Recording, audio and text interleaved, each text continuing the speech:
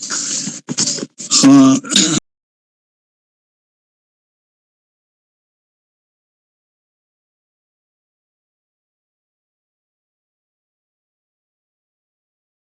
Basically मैं engineer से PWD engineer से वीआरएस लेकर के वॉलंटियर रिटायरमेंट लेकर के खेत में आ गया और एग्रीकल्चर सेक्टर में नेचुरल फार्मिंग और इसके हिसाब से और किसानों के बीच में अपनी बातों को ले जाने में शौक रखता हूँ। तो सेशन की शुरुआत में वीबी सिंह जी सर अपना परिचय आप दे देंगे जब अपना सेशन शुरू करेंगे, जब मैं इनको एंट्री दूंगा उस हिसाब से जो होगा इनका उद्बोधन। तो प्रथमतः मैं सेशन की दिशा दे देंगे, हम क्या करना चाह रहे हैं, क्या हमारी दिशा है। भारत सरकार की प्रथम प्राथमिकता थी वो थी productivity and resilience of agriculture, और इसके अंदर इन्होंने थीम लिया कि ट्रांसफॉर्मिंग एग्रीकल्चर रिसर्च। और यहाँ एग्रीकल्चर रिसर्च के अंदर इन्होंने new 109 high yield and climate resilient variety of 32 field and horticulture crops will be release for cultivation by farmer. और आगे इन्होंने इस बात को भी कहा कि बायो फोर्टिफाइड भी इनका रहेगा और कीट के बारे में भी ये वेराइटीज जो है प्रतिरोधक रहेगी। ऐसी इनका जो डॉक्यूमेंट निकरा का 2019 का बुलेटिन नंबर 1 है, इसके अंदर कुछ बातें आई थी, वो बात आई। 2 साल तक 1 करोड़ फार्मर को ये कंट्री में लेंगे और इनको सर्टिफिकेशन और ब्रांडिंग और इन बात में 10,000 बायो इनपुट के रिसोर्स ये लेंगे। लेकिन अब इसके अंदर मैं इस बात को जोड़ दूं सर के लिए कि ये supported by certificate and branding के बाद में implementation will be through scientific institution and willing gram panchayat. ये जो योजना है वो विलिंग ग्राम पंचायत और साइंटिफिक इंस्टीट्यूशन के मार्फत होगी। 10,000 need based bio input resources centre करके, और इसी के हिसाब से मैम नमिता भी आ चुके हैं। तो ये जो बात है ये भारत सरकार की, मैंने आपके फिर तो ऑयल सीड के लिए भी है, मार्केटिंग होगी, ये होगी, ये तो जनरल बात है। लेकिन ये योजना किस तरीके से साइंटिफिक इंस्टीट्यूशन और विलिंग के लिए होगा, तो ये हमारे किसान इसमें जानना चाहेंगे। निकरा की जो बुक थी climate resilient crop varieties for sustainable food production under the arbitration weather condition के लिए जो 109 सीड हैं। अब इसमें हम ये भी जिज्ञासा रखते हैं कि 109 वेराइटी जो है वो हुई है और वहाँ 32 क्रॉप है। इस निकरा वाली में 61 क्रॉप्स है जिसमें 34 फील्ड की है और 27 हॉर्टिकल्चर की है। जिसके 61 क्रॉप में से 69 फील्ड क्रॉप है, 40 हॉर्टिकल्चर की है। इसके अंदर इन्होंने इस डॉक्यूमेंट में जो बातें हमें समझनी है वो सर के लिए मैं बोल रहा हूँ। इनकी वेराइटीज हैं, उसकी लंबी लौड़ी लिस्ट दी हुई है, कहाँ मिलेगी इनकी अंदर। जैसे इन्होंने सीरियल नंबर में दिया है, मैं एक पढ़ रहा हूँ, SVPR4 मान लो है, तमिलनाडु की है, तो जोन दे दिया इन्होंने, जैसे SEZ सेकंड, और ये जो इको जोन है, इको एग्रीकल्चर जोन दे दिया, सब जोन भी दे दिया इन्होंने। इसके बाद में स्टेट भी दे दिया कि इस स्टेट के लिए ये काम आएगी। सोर्स ऑफ सीड अवेलेबिलिटी ये भी हम जानना चाहेंगे कि ये जो सोर्स है, जैसे कॉटन रिसर्च स्टेशन से TN में मिलेगी कुछ चीजें, जैसे ये मैं यूं ARS अम्बलवासवा AP में है, जो है कुछ राजस्थान में जैसे बांसवाड़ा के अंदर है, प्रताप चना जो है ये मिलेगा, ARS बांसवाड़ा में मिलेगा, SEZ ये है, ये जोन वगैरह ये बांट रखे हैं। ये भी हम समझना चाहेंगे कि आखिर रिसर्च के क्या रहे, क्या जोन वाइज ही बीज मिलेंगे या क्या ढांचा होगा। और वो जो इन्होंने दिया है पंचायतों का विलिंग ग्राम पंचायत जो है, उसके अंदर scientific institution and willing gram panchayat मिलकर के और इसको इम्प्लीमेंट करेगी, ये भी बात इसके अंदर बजट में आई है। और दूसरा मोटा मोटा ये था कि बायोटिक और एबायोटिक, तो बायोटिक के मामले में तो पहले काफी रिसर्च हुई हमारी और निकरा का जो है नेशनल इनोवेशन क्लाइमेट रेजिलेंस जो निकरा है और NARS का जो है सेटअप, ये नेशनल एग्रीकल्चर रिसर्च सिस्टम है, इसके तहत निकरा और इक्रिसेट और इन्होंने काफी कुछ इसमें काम किया और करने के बाद में 2011 से ये चल रहा है। ये जैसा इसमें लिखा हुआ है कि इसका मतलब ये है कि सरकारें जो हरित क्रांति का जो ढांचा था उसके अंदर ऐसा महसूस किया गया कि अब क्लाइमेट और इसके अंदर हीट वेव्स है, ड्रॉट है, इनलैंड एंड कोस्टल फ्लडिंग है, तो उससे इस तरह से तो एग्रो इको जोन बांट करके और ये रिसर्च 11 से लमसम चल रही है, ऐसा मैंने इस बुकलेट में पढ़ा। सर इसको क्लियरिफाई करेंगे और अपने को बात बताएंगे। इन सारी परिस्थितियों में हमारे सामने जो सवाल खड़े हैं वो ये है कि ये सरकार इसको इम्प्लीमेंट कैसे करेगी। बीज को बांटने के मामले में सरकार का सेटअप होगा, KVK वगैरह, या यूनिवर्सिटीज देगी, या मार्केट के हवाले होगा, बीज थैली में आया और आप लोगों की रिसर्च का आपने दे दिया और उनको दिया, तो उसके बाद में ये लोग जो है उसमें पैकिंग करके ब्रांडिंग करके और अपने नाम से बेचेंगे या करेंगे, कैसे अवेलेबिलिटी होगी। क्योंकि जो निकरा की बुक है 19 की, अब आज की तारीख में फाइनल क्या है ये आप लोग बता पाएंगे। तो इन्होंने इसके अंदर वेराइटीज दे दी, जोन दे दिया, सब जोन दे दिया। तो हमारे लिए ये प्रॉब्लम है कि जिस जोन में हम लोग बैठे हैं वही बीज यूज करें। एक बात तो हमारी ये हो गई कि भाई जिस जोन या सब जोन में हम आ रहे हैं, जैसे मैं DBW 173 का सब जोन है NWPZ, पंजाब, हरियाणा, दिल्ली, राजस्थान, वेस्टर्न उत्तर प्रदेश का, ये बहुत लंबा, उड़ीसा, असम वगैरह बहुत कुछ दिया है। सोर्स ऑफ सीड है जो ICR, second WBR, Karnal, Haryana मिलेगा। तो क्या सोर्स वहीं अवेलेबल होगा ये बीज? तो ये जो 109 प्रधानमंत्री जी ने हमें जो सौगात दी है, इसका व्यापार के तहत कोई माल हमारे पास आएगा या ये यूनिवर्सिटीज किस तरीके से करेगी? और रिसर्च के अंदर मोटी जिज्ञासा हमारी जो बैठती है वो ये है, जब फोर्टिफिकेशन का एरा आया, बायो फोर्टिफिकेशन किया, तो बायो फोर्टिफाइड का बीज जो आया है इसके अंदर कौन से जिंक वगैरह कैसे मिले हुए हैं, क्या है, किस तरीके से इन्होंने लिया है। जैसे मैं वेराइटीज को पढ़ रहा था तो ओपन पॉलिनेटेड वेराइटी भी है, हाइब्रिड भी है, सिंगल क्रॉस हाइब्रिड भी है, इंडिविजुअल प्लांट सिलेक्शन के हिसाब से भी दिया है, वेजिटेबल के बाद में वेजिटेबिलिटी प्रोपरगेट पॉलिनेटर भी है। तो ये सारी कुछ बातें ऐसी है कि आपके ये रिसर्च के डेटा हैं, लेकिन आम किसान, आम लोग इसको खरीदने जाए तो क्या ये लिस्ट जो आप लोगों ने जारी की है सब जोन और उसके हिसाब से हम बीज लें, या ये सोर्स जो दिया है यही मिलेगा, या ये मार्केट में और जगह भी होगा? तो हम कैसे पता करेंगे? ये बायो फोर्टिफाइड उसके ऊपर लिखा हुआ होगा, ये बात तो ठीक है, लेकिन जिंक वगैरह इसके मामले में क्या हो? और एक शंका जो भारतीय जनता पार्टी का जो विंग है किसानों की, उन्होंने कहा है कि 109 का जो बंच आपने दिया है, कहीं ऐसा तो नहीं कि इसमें GM की भी एंट्री कर दी हो? ये शंका की है किसान है अपने लेवल में। जैसे हम कह रहे हैं कि भाई बायो फोर्टिफाइड आप कैसे कर पाएंगे, कैसे होगा, या हम चाह रहे हैं कि जैसे किसानों का, हमारे सुखदेव जी हैं पंजाब से जुड़े हुए हैं, कि कुछ हम सोइल में ही डाल दें, जिंक है, आयरन है, वैसे तो बीज में डालें या सोइल में डालें? तो कई तरह के सवाल हमारे दिल में, शंकाएं हैं। तो मैं अपनी वाणी को वहीं विराम देते हुए, तो पंचायत साहब आप अपना परिचय भी दे दें, कहाँ काम कर रहे हैं, क्या है, और आगे हमारे लिए क्या आप हेल्पफुल बात कर पाएंगे इस बात के लिए भी। तो over to VB Singh ji साहब। सबसे पहले आप सभी लोगों को नमस्ते, और बड़े ही पर्टिनेंट और बहुत ही रिलेवेंट क्वेश्चन जो आपने प्रश्न किए हैं, किसानों के हिसाब से बहुत ही अच्छे प्रश्न हैं। और इस हम लोग जो बात करेंगे इसमें सारे प्रश्नों का जवाब मैं देने की कोशिश करूंगा।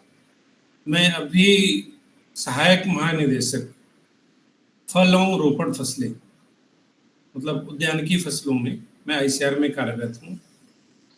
और मेरा जो एरिया है काम करने का वो हॉर्टिकल्चरल क्रॉप्स है।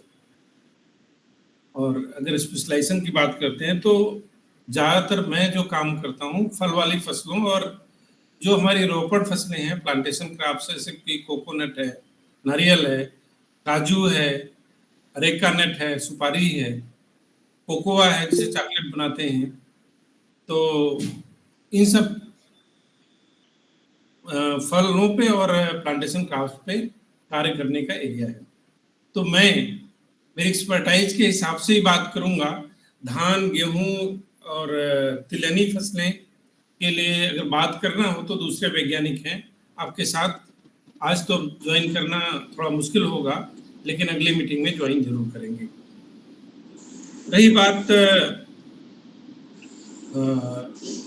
जो किस्में माननीय प्रधानमंत्री ने आप सभी लोगों को और राष्ट्र को समर्पित करी हैं, उसमें 27 हॉर्टिकल्चरल क्रॉप्स हैं, इसमें कि 40 किस्मों का उन्होंने राष्ट्र को समर्पित किया है। तो मैं हॉर्टिकल्चरल क्रॉप्स की किस्मों के बारे में बात करूंगा आप लोगों से, क्योंकि मेरा एक्सपर्टाइज वही है। लेकिन जो जनरल प्रश्न आपने किया है कि बीज कहाँ से मिलेंगे, कैसे मिलेंगे और बायोफोर्टिफाइड क्या है, इन सब के बारे में जरूर मैं बताऊंगा आपको, क्योंकि ये कॉमन है, चाहे वो दलहनी फसलें हों, तिलहनी फसलें हों, सीरियल्स क्रॉप्स हों, सबके लिए ये चीजें आम हैं। तो पहले बात तो बताऊंगा, जो भी किस्में विकसित की गई हैं और राष्ट्र को माननीय प्रधानमंत्री के द्वारा समर्पित की गई हैं, वो सारी किस्में सबसे पहले तो जो सोर्स है जहां से निकाली गई हैं वहां पे उपलब्ध हैं। साथ में एक किस्में कृषि विज्ञान केंद्रों से भी उपलब्ध करवाई जा रही हैं और विश्वविद्यालयों के जो सीड सेल काउंटर है वहां से उपलब्ध कराई जा रही हैं। इतना ही नहीं, जैसे आप लोग किसान हैं, किसानों का ग्रुप है, समूह है, फार्मर प्रोड्यूसर ऑर्गेनाइजेशन है या सेल्फ हेल्प ग्रुप है, इनको साथ भी जो एमओयू करके या जो कंपनियां हैं जो ज्यादा मात्रा में बीज मल्टीप्लाई कर, क्योंकि हम लोग का तो मेन फोकस रिसर्च के ऊपर है, तो बाकी बीज बनाते भी हैं लेकिन उतनी मात्रा में नहीं बना पाते हैं जितनी कि हमें राष्ट्र की जरूरत है। तो उसके लिए नेशनल सीड कॉर्पोरेशन है, जो स्टेट फार्म कॉर्पोरेशन है एसएफएसी, तो नेशनल सीड कॉर्पोरेशन के माध्यम से, एसएफएसी के माध्यम से, और जो प्राइवेट कंपनियां हैं उनके साथ भी लाइसेंसिंग करके, उनके साथ भी करार करके बीजों को जल्दी से जल्दी आप लोगों के बीच में उपलब्ध कराने की बात की जा रही है। जहां तक जोन की बात है, आपने कहा कि कोई नॉर्थ ईस्टर्न प्लेन जोन के लिए है तो कोई सदर्न जोन के लिए है, तो कृषि के हिसाब से जोन को बांटा गया है। और जब हम किस्में ले आते हैं और जब हमारा सेंट्रल वैरायटी रिलीज कमेटी बैठती है, तो ये सारे किस्में विभिन्न जोन्स में टेस्ट की जाती हैं। टेस्ट करने के बाद जहां जहां अच्छी परफॉर्मेंस आती है, उसके बाद उस जोन के लिए जो हमारा एक मीटिंग होती है all India coordinated research project की, तो उसमें बैठ कर सारे जोन्स का डाटा देखते हैं। देखने के बाद एक कमेटी निर्णय लेती है कि एक किस्म इस जोन में और इस जोन में जो भी राज्य आते हैं वहां पे इन किस्मों का काफी अच्छा परफॉर्मेंस रहा है, तो किस्में उसी पर्टिकुलर जोन के लिए विमोचित की जाती है, रिकमेंड की जाती है। हो सकता है दूसरे जोन में भी जाएंगी तो होंगी, लेकिन जो परफॉर्मेंस हम क्लेम करते हैं दूसरे जोन में जाने के बाद, उतनी उम्दा परफॉर्मेंस उसकी नहीं हो सकती है। तो जिस राज्य के लिए किस्म विमोचित की गई है, जितने राज्यों के लिए किस्मों विमोचित की गई हैं, तो वहीं पे किस्मों को लगाने की सलाह दी जाती है। रही बात बायोफोर्टिफिकेशन की, देखिए बायोफोर्टिफिकेशन दो तरीके से किया जाता है। एक तो हमें पता है कि अगर हम उस फसल में कोई भी जीन रिस्पांसिबल होता है एक पर्टिकुलर कैरेक्टर के लिए, तो हमें पता है कि कौन से वो जो वाइल्ड जीनोटाइप है जिसकी खेती नहीं कर रहे हैं, लेकिन पता है कि हमें जिंक की मात्रा उसमें बहुत ज्यादा हो रही है, या आयरन की मात्रा ज्यादा है या विटामिन ए की मात्रा ज्यादा है, तो वो पर्टिकुलर जो हमारा किस्म, जंगली किस्म कह लीजिए, लेकिन उसमें पैदावार अच्छी नहीं है, तो उसको ले आते हैं।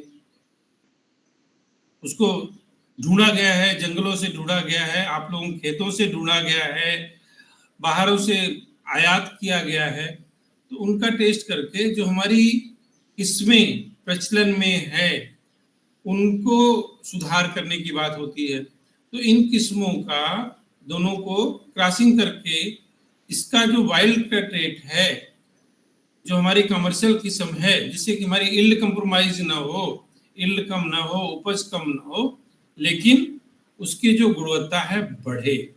तो इस तरह से 7-8 साल तक क्रॉसिंग करते हुए जब पाते हैं कि अब उपज भी स्टेबलाइज हो गई है, वो जो जीन जिसके लिए रिस्पॉन्सिबल है जिंक के लिए या आयरन के लिए या विटामिन के लिए या फोलिक एसिड के लिए या किसी और मिनरल के लिए, तो जब वो जान जाते हैं, फिर उसको टेस्ट करते हैं, लगता है कि स्टेबल है, तब वो फिर आपके पास विमोचन के बाद आपके पास कमर्शियल खेती के लिए, उसकी व्यवसायिक खेती के लिए, उसकी खेती के लिए रिकमेंड होती है।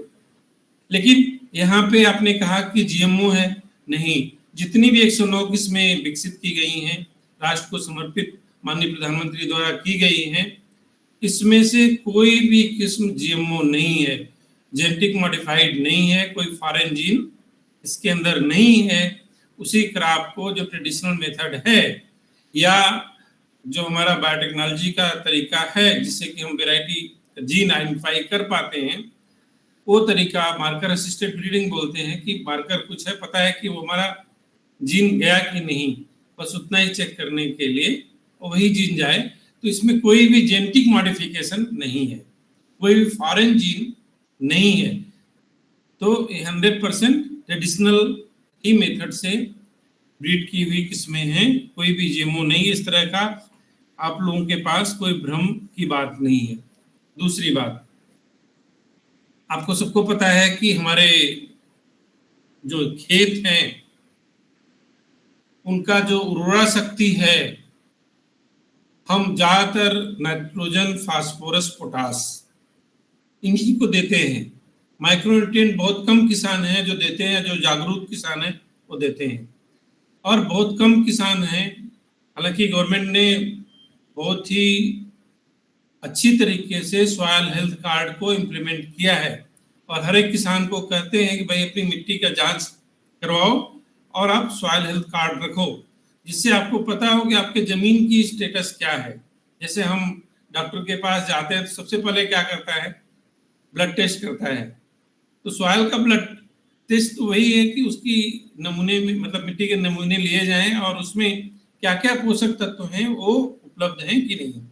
तो प्रायः देखा गया है कि जो सूक्ष्म तत्व हैं जैसे कि लोहा, iron, copper, manganese, zinc, boron, molybdenum, इन जो 6 माइक्रोन्यूट्रिएंट मेजर, क्लोरीन 7वां है और निकेल 8वां है, लेकिन क्लोरीन की उतनी कमी नहीं है, लेकिन इन 6 माइक्रोन्यूट्रिएंट की कमी पूरे देश में अलग अलग जगहों पे देखी जाती है। तो अगर हम जिंक की प्रॉपर मात्रा, समुचित मात्रा खेत में प्रबंध करते हैं, बोरान की प्रबंध करते हैं, लोहे के प्रबंध करते हैं, तो फसलों में एक ऑप्टिमम लेवल तक जिंक जितनी उसकी क्षमता है, बोरान जितनी क्षमता है उतनी ले पाता है और वो हमें खाने के लिए मिलता है। लेकिन कम है तो फसलों में भी कम हो जाएगा। लेकिन जो किस्म ब्रेड की गई हैं, जो बनाई गई हैं प्रजनन के माध्यम से, पादप प्रजनन के माध्यम से, सुधार करने के माध्यम से, इसमें जिंक की मात्रा थोड़ी ज्यादा है, जो नेचुरल क्रॉप में से थोड़ी ज्यादा है। तो ये है कि खेत में भी जिंक है और इस तरह की किस्में उगाई जा रही हैं जो ज्यादा जिंक एब्जॉर्प्शन के लिए एफिशिएंट हैं। तो आदमी जो खाएगा अन्न या जो खाएगा एग्रीकल्चरल प्रोड्यूस, अपने आप वो पोषक तत्व मिलेंगे। यही है जो बात कर रहे थे आप। और मैं थोड़ा सा इंटरवेन कर दूं सर, बीच में डिस्टर्ब कर रहा हूँ। कि सॉइल टेस्ट हमने करवाया, जिंक या आयरन हमें ऑलरेडी उसमें अवेलेबल हुआ, तो फिर आपका सीड जो इसके अंदर आयरन भी है और जिंक भी है, उसको हम नहीं काम में लें, हम लोकल बीज काम में ले लें, तो सॉइल का सरकार मतलब सॉइल पे ज्यादा ध्यान देने के सिवाय बीज के अंदर उसका इनपुट दे रही है, जो भी मान लो जिंक दे, फॉलिक है, कुछ भी है, तो सॉइल के अंदर देने के अंदर कोई ऐसी प्रॉब्लम है या क्या कारण रहा कि पूरे इस जोन वाइज सॉइल की टेस्टिंग तो हुई है, दोबारा टेस्टिंग हो जाए या काश्तकार को खुद को उसके अंदर इन्वॉल्व कर दिया जाए कि तुम्हारे यहाँ मुझे आयरन चाहिए ही नहीं और आप उसमें आयरन मान लो दे रहे हैं, तो उस पोजीशन पे क्या करें, क्या करना चाहिए? क्योंकि वो तो आपने तो उसकी परसेंटेज जिंक की, प्रश्न आयरन आपके की बहुत जो अच्छा है है, वो मैं आपको बताऊं। बीज में डाल दी। नहीं, आपके प्रश्न ठीक है। अब ये है कि गेहूं में मान लीजिए, मतलब मैं गेहूं का आदमी नहीं हूं, लेकिन फिर भी बताऊंगा कि जिंक का एक लेवल है, से 10 ppm है, ठीक है। तो आप जो खाद, अगर अगर आपके खेत में जिंक की कमी है, तो गेहूं की जो पर्टिकुलर किस्म की वैरायटी है 10 ppm, मैं ये नहीं ले रहा हूँ 10 ppm ही है उसमें, क्योंकि मुझे नहीं पता है कितना है, लेकिन ये है कि अगर आपके खेत में कमी है, तो वो जो किस्म जिसकी 10 ppm की क्षमता है, वो 6 ppm आपको देगा, लेकिन हमें आवश्यकता है 20 ppm जिंक की हमारे भोजन को सप्लीमेंट करने के लिए। तो हमें ऐसी किस्में चाहिए जिनमें जिंक की मात्रा ज्यादा हो, क्योंकि वो हमें हमारे डाइट में कम होती जा रही है। तो ये इसलिए जरूरत है कि हम बायोफोर्टिफाइड इस तरह की किस्में लाएं, जिससे कि ज्यादा मात्रा में से, हम मैं आपको उदाहरण लूं स्वीट पोटैटो का, मतलब हम शकरकंदी जिसको कहते हैं, आते हैं। शकरकंदी नॉर्मली सफेद रंग का होता है। अब अफ्रीकन देशों में कैरोटीन की कमी होती है, मतलब विटामिन ए की कमी होती है, जिससे कि हमें देखने की क्षमता प्रभावित होती है। अब कुछ वैज्ञानिकों ने, या हमारा संस्थान जो सेंट्रल ट्यूबरक्लॉफ रिसर्च इंस्टीट्यूट त्रिवेंद्रम में है, पहले तो विदेश में हुआ, तो उन्होंने क्या किया कि जो वाइल्ड टाइप का जिसमें बीटा कैरोटीन ज्यादा है, उससे क्रॉसेज बना करके इस शकरकंद में वो पीलापन ले आए, उसमें विटामिन ए की मात्रा को बढ़ाया।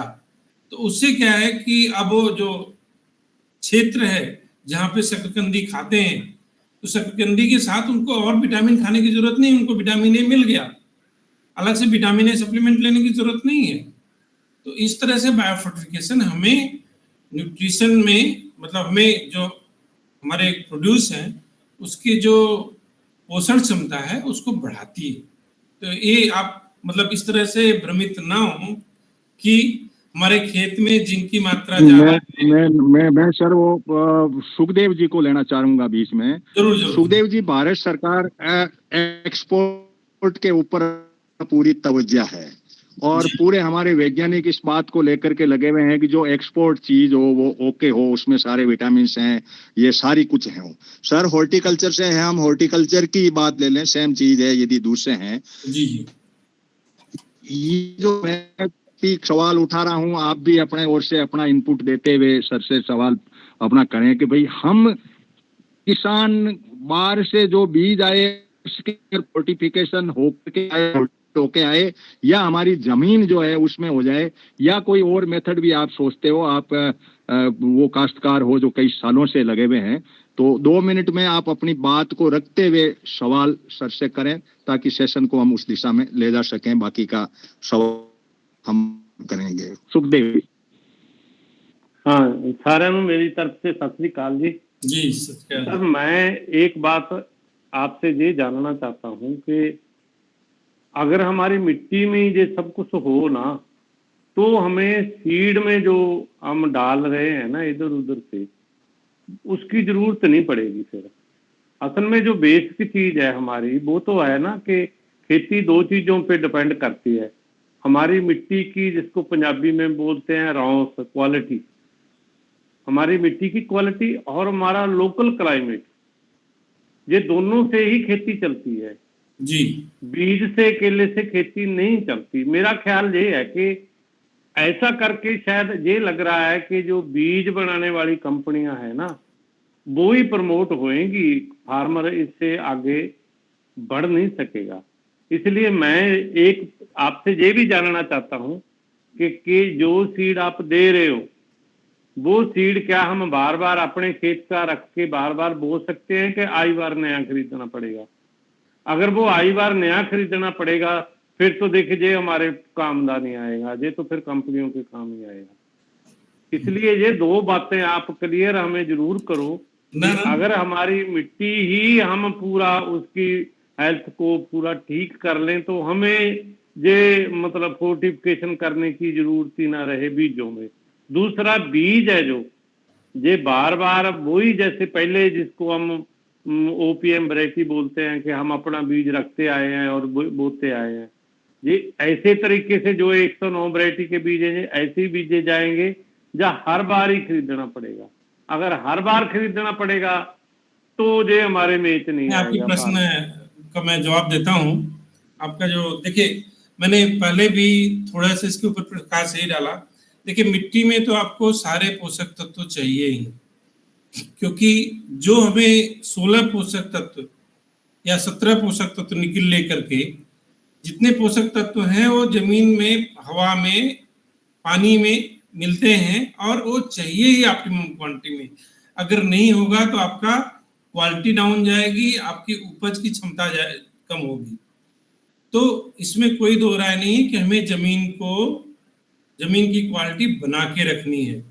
चाहे वो जरूरत है ऑर्गेनिक इनपुट दीजिए, चाहे जरूरत है तो आप केमिकल फर्टिलाइजर डालिए, बट बैलेंस न्यूट्रिशन की बात मैं जरूर करूंगा। चाहे आप नेचुरल फार्मिंग की तरफ से ही करिए, पौधों को जो पोषक तत्व हैं ऑप्टिमम मात्रा में चाहिए, उससे ज्यादा नहीं ले सकते। नंबर 1 बात।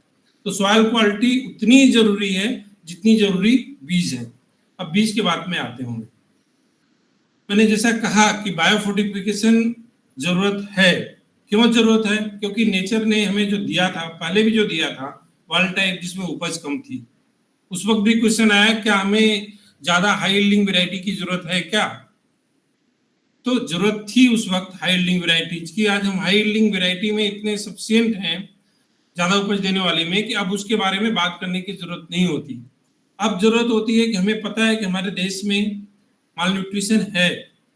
तो माल न्यूट्रिशन है तो जो क्षमता है हमारे फसलों की, उनमें जो पोषक तत्व हैं उनको बढ़ाने की जरूरत है। तो उनको बढ़ाने की जरूरत है। अगर हम ट्रेडिशनल ब्रीडिंग मेथड की तरफ से बिना जीएमओ यूज करते हुए अगर हम जिंक की मात्रा, आयरन की मात्रा या और भी पोषक तत्वों को बढ़ाते हैं तो उसमें कोई दिक्कत नहीं है। जहां हमको से मैं आम का उदाहरण लेता हूँ क्योंकि हॉर्टिकल्चर क्रॉप से मैं ज्यादा कंफर्टेबल हूँ और एग्जैक्ट डाटा बता सकता हूँ। से आम में होता है विटामिन ए की मात्रा बहुत होती है। तो जो किस्में हैं नॉर्मली वो 4 से 8,000 माइक्रोग्राम प्रति 100 ग्राम फल के तरफ से मिलता है उसमें। लेकिन जो हम किस्में ले आए, जैसे आम्रपाली, आम्रपाली सब लोग जानते हैं, सबके किचन गार्डन में होगा, जो भी किसान ये है प्रोग्रेसिव है। तो आम्रपाली में वही मात्रा बढ़ करके 14 से 16,000 माइक्रोग्राम प्रति 100 ग्राम हो गई। तो ये है कि पहले हम आम ज्यादा खा रहे हैं तब हमें विटामिन ए की मात्रा पूरी हो रही है, लेकिन वही किस्म जब हमारे पास आ गई तो कम आम खाने से भी हमें विटामिन ए की मात्रा पूरी हो रही है। लेकिन हमें जमीन की क्षमता, जितने भी पोषक तत्व हैं वो बना के रखनी पड़ेंगी। नंबर दूसरा क्वेश्चन आपने कहा कि हर साल बीज खरीद के बोना है या जो हम वैरायटी रख सकते हैं। देखिए, 2 तरह की किस्में होती हैं। एक किस्म है जो हमारा नॉर्मल ब्रीडिंग मेथड से किया गया है, जिसको ओपन पॉलिनेटेड वैरायटी या नॉर्मल वैरायटी बोलते हैं, या इसको नॉर्मल क्रॉस के मेथड से बनाया गया है, सतत इंप्रूवमेंट तरीके से बनाया गया है। तो वहां पे आप उस बीज को ले करके 3-4 साल तक उगा सकते हैं। कोई ज्यादा उपज में कमी नहीं आएगी, क्वालिटी में कमी नहीं आएगी। जो दूसरा किस्म है हाइब्रिड किस्में, जो ज्यादा उपज देती हैं, हाइब्रिड किस्मों में क्या होता है कि नर और मादा दोनों अलग अलग होते हैं, उनको हर साल क्रॉस बना करके देना होता है। तो अगर आप ट्रेडिशनल किस्में ले आते हैं, जो नई इंप्रूवमेंट, इसमें भी आप देखेंगे जिसमें हाइब्रिड लिखा हुआ है, हाइब्रिड बहुत कम है वैसे, जिसमें हाइब्रिड लिखा हुआ है उसका बीज हर साल खरीदना पड़ेगा। जिसमें हाइब्रिड नहीं लिखा हुआ है उसका बीज, आप चाहे सिंथेटिक बीज है, इसको हर साल खरीदने की जरूरत नहीं है। तो हमें लगता है कि हम आपके प्रश्न का उत्तर दे पाए हैं। अगर कोई फर्दर डाउट है तो सुखदेव सिंह जी मुझे बताएं। एक मैं और पूछना चाह रहा था सर, आम के और केले के, अंगूर के, ये जो 5 क्लस्टर हुए हैं हॉर्टिकल्चर के, जी उस क्लस्टर के अंदर फार्मर तो है नहीं, कंपनी है। जी 10,000 12,000 हेक्टेयर का क्लस्टर बना है साउथ में, जैसे यहाँ शोपिया में इधर सेव का बना है, वहां पे वो हल्दी का बना है।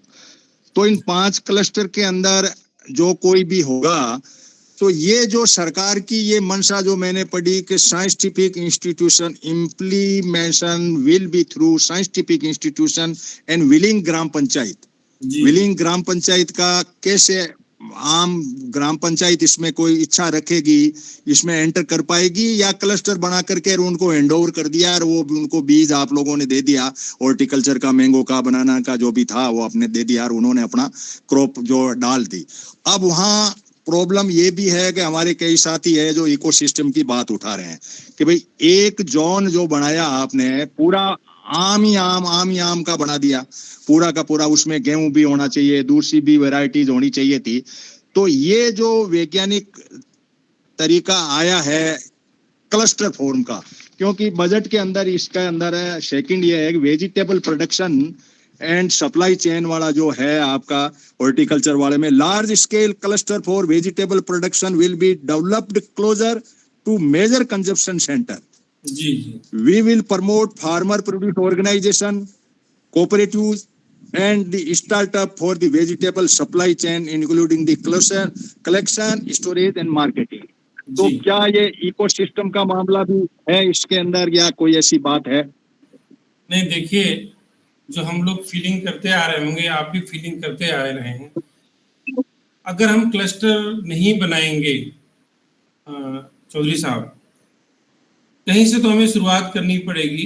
इकोसिस्टम को ज़्यादा प्रभावित नहीं हो रहा है, लेकिन उस पर्टिकुलर क्लस्टर में अगर हमारे पास 100 हेक्टेयर का एक क्लस्टर बनता है, देश तो बहुत बड़ा है, क्लस्टर बड़े छोटे हैं अभी एक्सपेरिमेंटल के तौर पे, तो उस क्लस्टर में अगर हमने सारी अपनी टेक्नोलॉजी लगा ली और वहाँ पे सप्लाई चेन की व्यवस्था कर पाए, क्योंकि हमारा देश तो बहुत बड़ा है और होता क्या है कि अगर हम छिटपुट जगहों पे हम लोग खेती करते रहते हैं तो सारा मटेरियल एक जैसा क्वालिटी जैसा नहीं हो पाता है।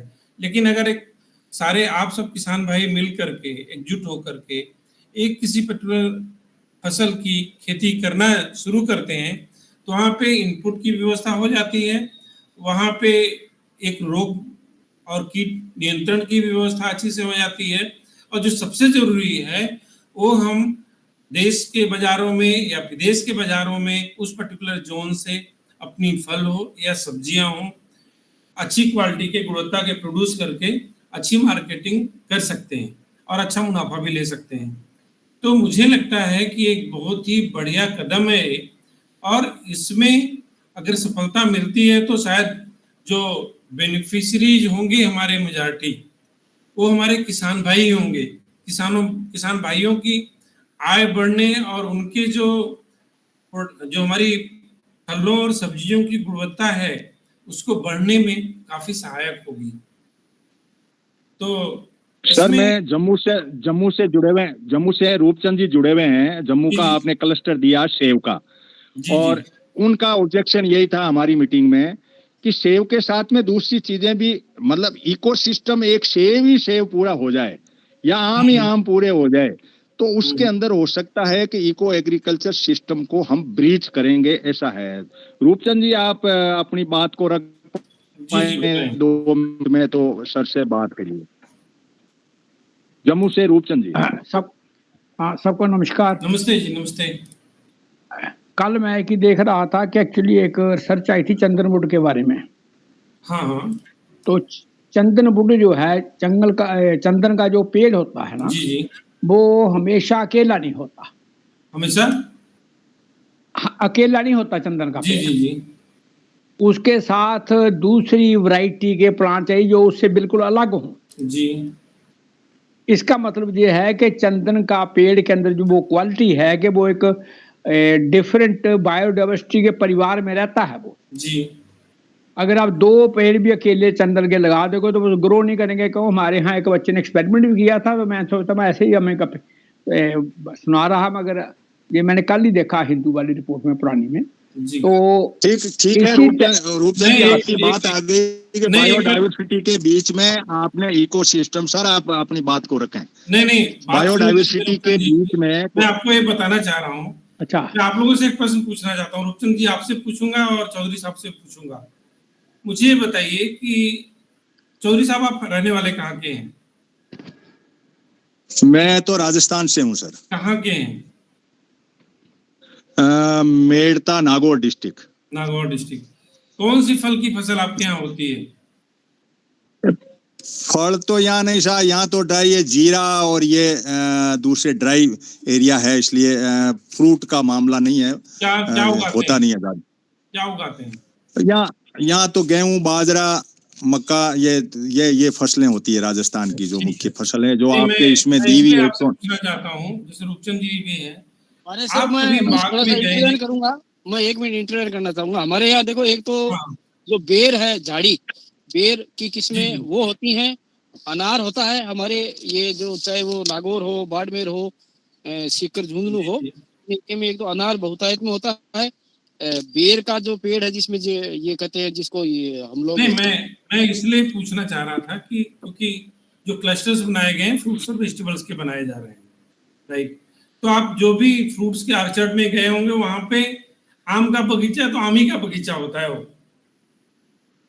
20-25 साल 30 साल आम का बगीचा होता है।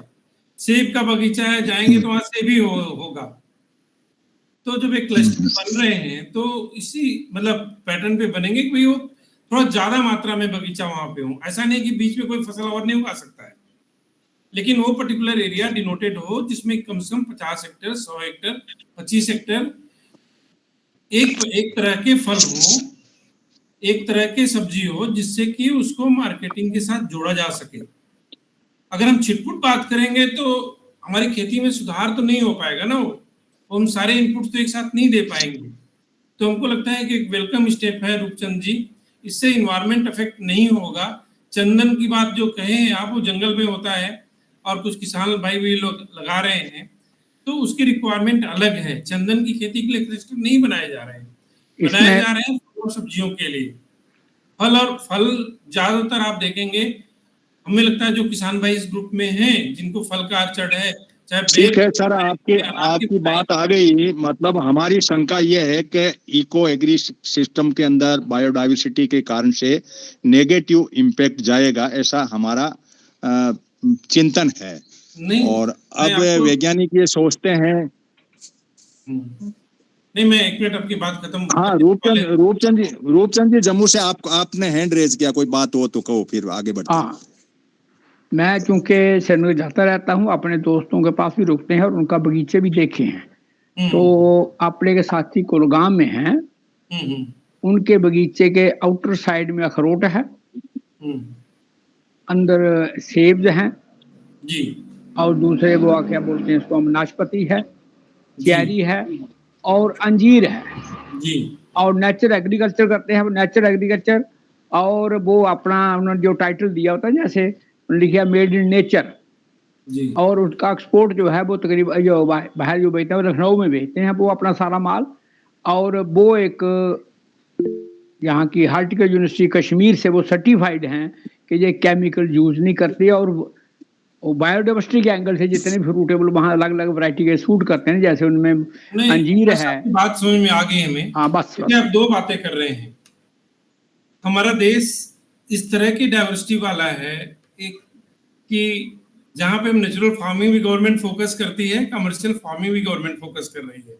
ऑर्गेनिक फार्मिंग भी गवर्नमेंट फोकस कर रही है, बट कुछ पॉकेट हैं जहाँ पे बड़ा अच्छा नेचुरल फार्मिंग हो सकता है, भारत सरकार उसके लिए प्रमोशन दे रही है। कुछ पॉकेट है जहाँ पे ऑर्गेनिक फार्मिंग अच्छी हो सकती है, वहां पे करने की जरूरत है। कुछ पॉकेट ऐसे हैं जहाँ पे कमर्शियल खेती कर सकते हैं, जो कि हम एक्सपोर्ट मार्केट को टाइप कर सकते हैं। ऐसा नहीं कि आप पे जो कमर्शियल फार्मिंग कर रहे हैं वो सर मैं नमिता जी को ले लूं, वो माइक्रोबायोलॉजी से। नमिता जी, आप अपना इनपुट क्या देना चाहोगे? सुखदेव जी और रूपचंद जी की जो बात आई है इकोसिस्टम पे, नमिता जी आप 2-3 मिनट में अपनी बात को नमस्कार नमस्कार जी। पहली बात तो ये मैं कहना चाहूंगी, धन्यवाद करना चाहूंगी डॉक्टर पटेल का कि उन्होंने आज आप लोग सबको काफी अच्छी इंफॉर्मेशन दी। और जो आप वैरायटी की बात कर रहे हैं, सबसे पहले मैं वो पॉइंट लूंगी। वैरायटी में आप ये देखिए कि कोई भी प्लांट अपने आप से माइक्रो न्यूट्रिएंट प्रोड्यूस नहीं कर सकता, उसके अंदर कोई ऐसी ताकत नहीं है, केवल वो अपना खाना बनाने की ताकत है उसकी, जो कार्बोहाइड्रेट्स प्रोटीन सिंथेसाइज होते हैं, लेकिन उनको सिंथेसाइज करने के लिए माइक्रो एंड मैक्रो न्यूट्रिएंट्स की जरूरत होती है, ठीक है। और वो जब तक नहीं वो सिंथेसाइज कर सकता जब तक कि सॉइल के अंदर अवेलेबल नहीं हो। तो आपको सॉइल डाइवर्सिटी जो है, माइक्रोबियल डाइवर्सिटी को भी मेंटेन करना होगा, और वो डाइवर्सिटी आप जब मेंटेन कर सकते हैं, उसका माइक्रोबियल लोड, जब आप थोड़ा बहुत उसमें ऑर्गेनिक मैन्यूअर का यूज करें, ठीक है। और सॉइल में अपने आप से ही पैदा नहीं होगा, केवल उसको अवेलेबल कराने का जो काम करते हैं माइक्रो न्यूट्रिएंट्स को, जिंक का हुआ या फिर कैडमियम का हुआ, और जितने भी न्यूट्रिएंट्स हैं वो माइक्रो ऑर्गेनिज्म ही है, जो आयरन को भी रिलीज करते हैं, चिलेशन करते हैं, और वो अवेलेबल हो जाते हैं प्लांट के लिए। और फिर उसी के बाद प्लांट उनको इंटेक करता है, और उसकी क्वांटिटी आपको फ्रूट के फॉर्म में या फिर आपकी फसल में जो सीड के फॉर्म में अवेलेबल होता है न्यूट्रिएंट। तो आपका सबसे मेन मकसद ये कि आपकी सॉइल हेल्थ, आपको सॉइल हेल्थ कार्ड लेना चाहिए, और सॉइल की हेल्थ के अकॉर्डिंग आपको जो भी जरूरत है सॉइल की, उसके अकॉर्डिंग ही आपको न्यूट्रिएंट्स सॉइल के अंदर डालने चाहिए, जब भी आपको हेल्दी खाना मिल पाएगा। अदरवाइज कोई और सोर्स है ही नहीं कि प्लांट अपने आप सिंथेसाइज कर पाए इन सब चीजों को। तो आपके लिए जो इम्पोर्टेंट है वो सॉइल के अंदर माइक्रोबियल डाइवर्सिटी को मेंटेन करना भी है। और दूसरी बात यह है, जो वैरायटी सेलेक्ट की गई हैं वो उनको न्यूट्रिएंट को एब्जॉर्ब करने के, और उनको कितनी इफिशिएंट उसके अंदर ताकत है, जिससे कि वो कम मात्रा में प्रेजेंट होते हुए भी उसको एक्सट्रैक्ट आउट करके अपने अंदर ले ले, इस बेसिस पे की गई है।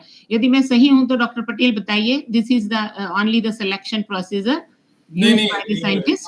आप सही हैं। हाँ जी। तो ये वाली चीज आपको समझने की जरूरत है कि वो उतनी एफिशिएंट तरीके से फिर मैं इंटरवेन कर रहा हूँ। पहले भी अपनी मीटिंग हुई, उसके अंदर आया जी, बीटी कपास हमें इस बात के, जैसे ये बीज 109 जो दे रहे हैं हमें, इसके अंदर ये है कि कीट रोधक भी है। ये हमें बीटी जब दिया गया किसानों को, तो ये कह के दिया गया कि अब ये कीट के प्रति प्रतिरोधक है, आपको कोई ऐसी नहीं छिड़कनी पड़ेगी कोई दवाई वगैरह, और ये गुलाबी सुंडी हमारे जान की आफत किसानों के बनी हुई है। इसका मतलब है या तो समय के साथ में उस बीज के अंदर कोई ऐसी बात हो जाती होगी कि जो बीज काम का ही नहीं हो, या कोई बीज के अंदर ही ऐसा कोई कंपनीज ऐसा कुछ है जो नकली टाइप या ऐसा कुछ कह दें, ऐसा हो जाता होगा। क्योंकि बीज एक बहुत बड़ा है जो किसानों के साथ में बहुत बड़े धोखे की है, और किसान इससे बहुत सहमा सा है। तो 109 को मैंने काफी डिस्कशन किया।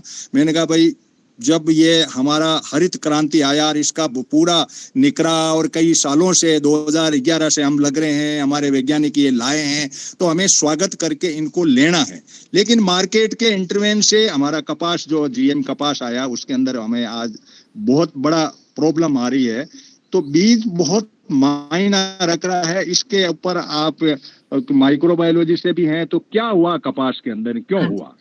वो उसका कारण ये है कि जैसे जैसे आप देखिए, हम यदि यहाँ पे रहते हैं हरियाणा में, और हरियाणा का टेम्परेचर बहुत ज्यादा है। अब यदि कोई हमें जम्मू कश्मीर ले जाके छोड़ दे और हमें वहां रहने के, तो शुरू में तो हमें दिक्कत होगी रहने में, लेकिन स्लोली हम एडॉप्टेशन डेवलप हो जाएगी हमारी, और वहां पे उस क्लाइमेट में हम अपने आप को कंफर्टेबल महसूस करने लगेंगे। तो ऐसा ही हुआ है आपके गुलाबी सुंडी के साथ। वो हम जो भी आपने वैरायटी डेवलप की, उसके अंदर बोलना चाहिए जीएम क्रॉप थी, जीएम क्रॉप के अकॉर्डिंग वो उसमें टॉलरेंस डेवलप हो गई उसके लिए कीट के अंदर, और कीट के अंदर टॉलरेंस डेवलप होने के कारण ये रहा कि उसने अपने आप को मॉडिफाई कर लिया, तो अब हमें उसके अंदर और ज्यादा क्वांटिटी में डालने की जरूरत है मॉडिफाई करने की। तो जो अभी गुलाबी सुंडी आई है वो इंटायरली डिफरेंट है, उसके अंदर भी यही प्रॉब्लम है कि आपकी जो बीटी कॉटन थी, बीटी कॉटन की उसमें टॉलरेंस डेवलप हो गई, तो उसके अंदर और जीन डालने की जरूरत हो गई हमें कि आप उसके अंदर और नहीं, मैं यही ला रहा था मैम आपको कि जब क्लाइमेट की रेजिलेंस, ये क्लाइमेट 3 इसमें गुण है, हाई यील्ड होगी, क्लाइमेट रेजिडेंशियल होगी और जी। बायोफोर्टिफाइड होगी। इसके साथ में चौथी इनपुट ये दे रहे हैं 109 का, जो मैंने डॉक्यूमेंट पढ़े हैं कि कीट के प्रति भी ये होंगे। हाँ जी। अब क्लाइमेट की जो बात है, जम्मू कश्मीर के साथी भी जुड़े हुए हैं मेरे साथ में, और मिजोरम से सुवालाल जी भी जुड़े हुए हैं, प्रोफेसर नॉर्थ ईस्ट से भी है, और पंजाब के साथी भी जुड़े हुए हैं। अब यदि क्लाइमेट रेजिलेंस के मायने क्या समझें, इस बात पे आप दोनों वैज्ञानिक हमें क्लियर करें कि क्लाइमेट को किस तरीके से रेजिलेंस करेगी, या वो उस जोन में ही काम लेना, उस बीज को और कहीं नहीं ले जाना, दूसरी जगह ले जाएंगे तो गड़बड़ हो जाएगी, क्योंकि जोन बांट रखे हैं नहीं नहीं, ले जा सकते हैं आप, ले जा सकते हैं। अभी जैसे एक वैरायटी मैंने पढ़ी थी, वो उसमें है फॉस्फेट रिच नहीं है किसी जगह का क्लाइमेट, जैसे छत्तीसगढ़ में फॉस्फेट की कमी है, मैं सही बोल रही हूँ डॉक्टर साहब पटेल तो वहां पे फॉस्फेट की कमी है, तो वो कम फॉस्फेट की क्वांटिटी में भी कितना इफेक्टिवली वो उसको एब्जॉर्ब करके और न्यूट्रिशनल प्रोवाइड करा दे सीड के अंदर, जो आपकी फसल आए उसमें कर ले। तो उसकी एफिशिएंसी के बेसिस पे सिलेक्शन किया है, और नेचुरल सिलेक्शन के थ्रू ही ये वैरायटी है, नेचुरल क्रॉस करके ही ये हाइब्रिड डेवलप किए गए हैं, और इनकी एफिशिएंसी बताई गई कि आपकी ये है, वहां पे इस तरह की सॉइल प्रेजेंट है, उसमें इस न्यूट्रिएंट की कमी है, तो कम क्वांटिटी में न्यूट्रिएंट होने के बावजूद भी प्लांट उसमें से एक्सट्रैक्ट आउट कितनी मैक्सिमम क्वांटिटी में कर पाता है। इसके हिसाब से जोन वाइज उनको डिस्ट्रीब्यूट किया गया कि ये क्रॉप वहां पे बेटर रहेगी, क्योंकि इस प्लांट की एफिशिएंसी है एक्सट्रैक्ट करने की। ठीक है मैम, आपकी बात आ गई। डॉक्टर पटेल साहब, आप अपनी इनपुट दें ताकि मैं फिर बाकी किसानों को ले। आप इसमें क्या क्लाइमेट रेजिलेंस की जो बात है वो कहाँ तक है? नेपाल सिंह जी यूएई से जुड़े हुए हैं, वो भी हैंड रेज कर रहे हैं। सर मैं आपको ले रहा हूं, पहले पटेल साहब को सुन लें कि क्लाइमेट के रेजिलेंस के लिए और बायोफोर्टिफिकेशन 3 लक्षण हमने इस बीज में पढ़े कि ये चीज है। एक तो क्लाइमेट कैसा भी है, यहाँ 55 डिग्री राजस्थान का टेम्परेचर हुआ, और इस बार इवन जम्मू में भी बहुत हाई क्लास हो गया था टेम्परेचर, जम्मू के साथी भी हैं। तो क्या क्लाइमेट रेजिलेंस के बारे में हम कैसे माने कि क्लाइमेट रेजिलेंस की क्या नाप तोल रहेगा इस बीज का, और जोन वाइज रहेगा, कैसे रहेंगे वैज्ञानिकों की तो माननी तो हमें पड़ेगी। नहीं चौधरी साहब सुनिए एक मिनट के लिए। देखिए, जो वैरायटी जिस जोन के लिए रिकमेंड की गई है, जिस पर्टिकुलर ट्रेड के लिए रिकमेंड करी गई है, उसी जोन में लगाने से उसका श्रेयस्कर परफॉर्मेंस आएगा। ठीक है, नंबर 1। नंबर 2, जो क्लाइमेट रेजिलियंस की बात करते हैं, मैं अगेन फिर मैं हॉर्टिकल्चर के लिए आता हूं। मैं आम में जैसे हमारी किस्में हैं अंबिका और अरुणिका, तो इसमें देखेंगे कि जब क्या होता है कि जब तापमान, जब फूल बनता है, फूल से फल बनने की प्रक्रिया होती है, तापमान अचानक से अगर बढ़ जाए या बारिश हो जाती है तो क्या होता है कि फ्रूट सेट नहीं के बराबर होता है या बहुत कम हो जाता है, और कहते हैं कि आम की उपज प्रभावित हो रही है। तो एक किस्में हैं जिसको कि अगर उस वक्त तापमान बढ़ता है तब भी ये फल बनाने में सहायक होती हैं। दूसरी बात, टमाटर की किस्में हैं। टमाटर की किस्में जो तापमान जब मार्च के बाद बढ़ने लगता है, या जब तापमान डे नाइट का तापमान थोड़ा ज्यादा होता है, तो आप देखते होंगे टमाटर जो लाल रंग का है वो पीला पड़ने लगता है जब तापमान ज्यादा होता है। तो ये हाई टेम्परेचर टॉलरेंस थोड़ा इसमें है कि जो 3-4 डिग्री तक अगर जाती है तापमान ऊपर 3 डिग्री तक, तब भी उसको सहने की क्षमता है। उसका लाइकोपीन जो लाल रंग के कलर के लिए रिस्पॉन्सिबल है वो डिग्रेड नहीं होता है, तो उसका लाल रंग टमाटर का बना रहता है, पीला नहीं पड़ता है या धूप से जलता नहीं है। तो इसी तरीके से बात करूं, टमाटर की एक किस्म है जो 4 रोगों के प्रति अवरोधी हो गई है। जैसे कि लगाते ही आपका देखते हैं कि टमाटर लगाए उठा हो गया, उखड़ जाता है। तो अगर क्यों होता है? क्योंकि बिल्ट है वहां पे, बैक्टीरियल बिल्ट है, और जैसे ही तापमान में उतार चढ़ाव होता है बैक्टीरियल बिल्ट ज्यादा इफेक्टिव हो जाता है। तो बैक्टीरियल बिल्ट के वो टॉलरेंट हो गई वैरायटी।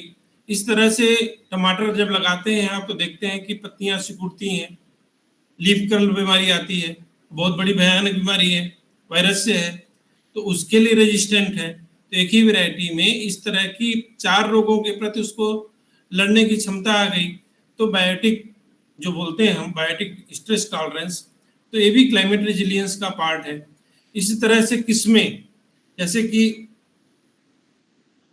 इलायची की किस्में डेवलप हुई हैं, हॉर्टिकल्चरल क्रॉप्स स्पाइसेस की बात करता हूँ।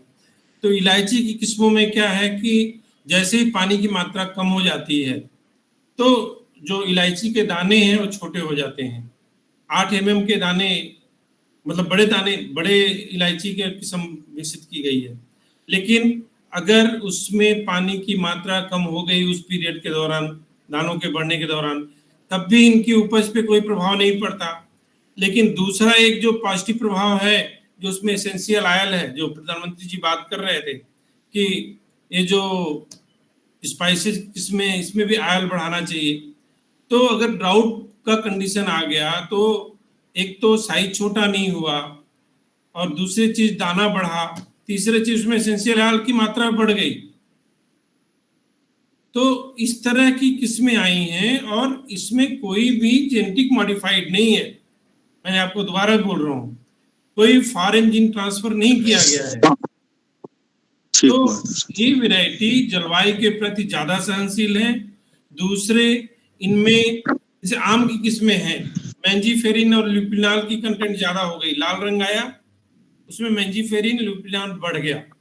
तब ये क्या हो गया कि ये जो एंटीऑक्सीडेंट क्षमता है कैंसर को, ये जो कंपाउंड पाए गए हैं कि कैंसर प्रतिरोधी क्षमता है इसमें, सेल को एंटीऑक्सीडेंट डैमेज होने से रोकता है। तो इसमें न्यूट्रिएंट की क्षमता बढ़ गई, तो न्यूट्रिएंट रिच हो गई हैं सब किस्में। जिसमें मैंने एक उदाहरण लिया आपको कि कैरोटीनॉइड से ज्यादा हो गए, या उसमें किसी किस्मों में टीएसएस की मात्रा ज्यादा है, किसी किस्मों में लाइकोपिन की मात्रा ज्यादा है, किसी किस्मों में और जो सेकेंडरी मेटाबोलाइट्स है उसकी मात्रा ज्यादा है, जो हमारे शरीर को फायदा कर रहा है। मैं थोड़ा सा एक सवाल पूछते हुए, यूएई से भी जुड़े हुए हैं, कुछ एमपी से किसान हैं, प्रगतिशील हरियाणा के भी हैं, उनको भी मैं लेना चाहूंगा। एक राजस्थान की प्रॉब्लम है कि हीट वेव और कोल्ड वेव दोनों है, तो उसके हिसाब से जो वैरायटीज डेवलप की है कोल्ड वेव की, क्योंकि कोल्ड वेव जम्मू कश्मीर और उधर की तो बात है, राजस्थान के अंदर 1 दिन या 2 दिन में चलती है, पूरी फसल वो चौपट हो जाती है, जिसको हम जोला लगना कहते हैं। यहाँ राजस्थान की लोकल भाषा में जोला लग गया और पूरी फसल खत्म हो गई। तो ये जो वैरायटीज जो डेवलप की गई है वो यहाँ के वातावरण में डेवलप की गई है राजस्थान में। स्पेसिफिक फसल का नाम लीजिए तब बताऊंगा मैं। जैसे चने की फसल है जिसके अंदर एकदम से फसल चौपट हो जाती है, चने को है, या उसकी फली बिल्कुल जोड़ा लगते ही खत्म हो जाती है। नहीं, इसके लिए मैं सही वैज्ञानिक नहीं हूं। मैंने जैसे कहा कि जो पल्सेज ऑयल सीड या जो गेहूं धान की किस्म विकसित करने वाले हैं वैज्ञानिक, उनको अगले मीटिंग में आप जोड़िए।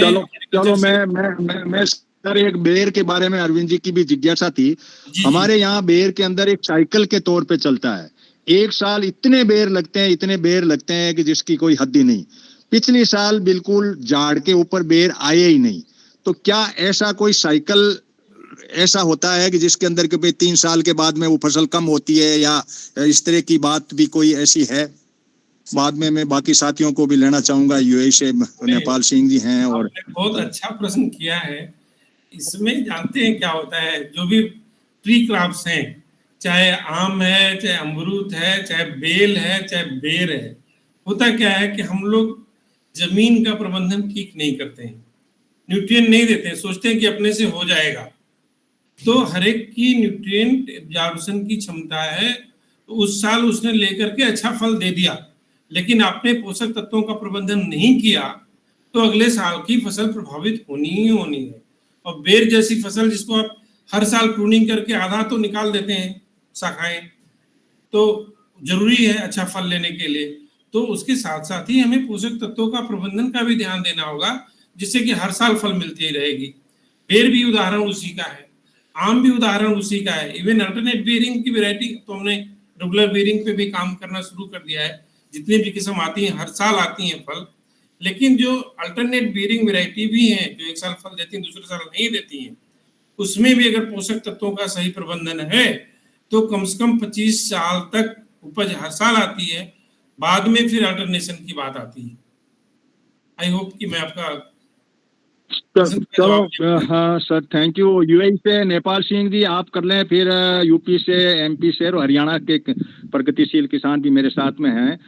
नेपाल सिंह जी आप अपनी बात को शॉर्ट में सर से, कोई बीज के ऊपर हमारा पूरा, आप थोड़े लेट जुड़े हैं, किसान के लिए बीज अभी हमें 109 बीज मिले हैं, किसान इसको लेने के लिए लालायित है, ये हमारे लिए सौगात है, लेकिन कहीं ऐसा नहीं हो कि ये मार्केट की इंटरवेंशन से हमें कोई प्रॉब्लम हो जाए, इस बात के लिए से कुछ जानकारी हम ले रहे हैं।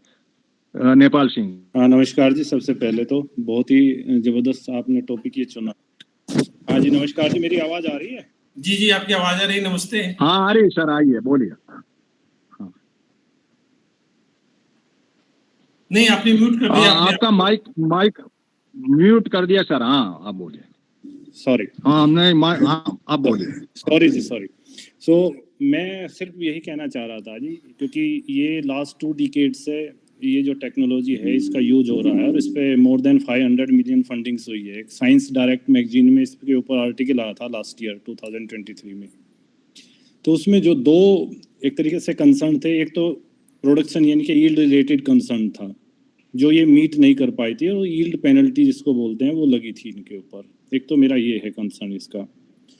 दूसरा ये है कि जो किसान है क्या ये बायो फोर्टिफाइड सीड्स से नेक्स्ट क्रॉप के लिए सीड जनरेट कर लेंगे, या फिर उन्हें मार्केट में ही जाना पड़ेगा सीड खरीदने के लिए। तो फिर क्या होगा कि उनकी जो ट्रेडिशनल होम ग्रोन सीड्स जो होते हैं वो तो ख़त्म ही हो जाएंगे, and then we will depend upon the market.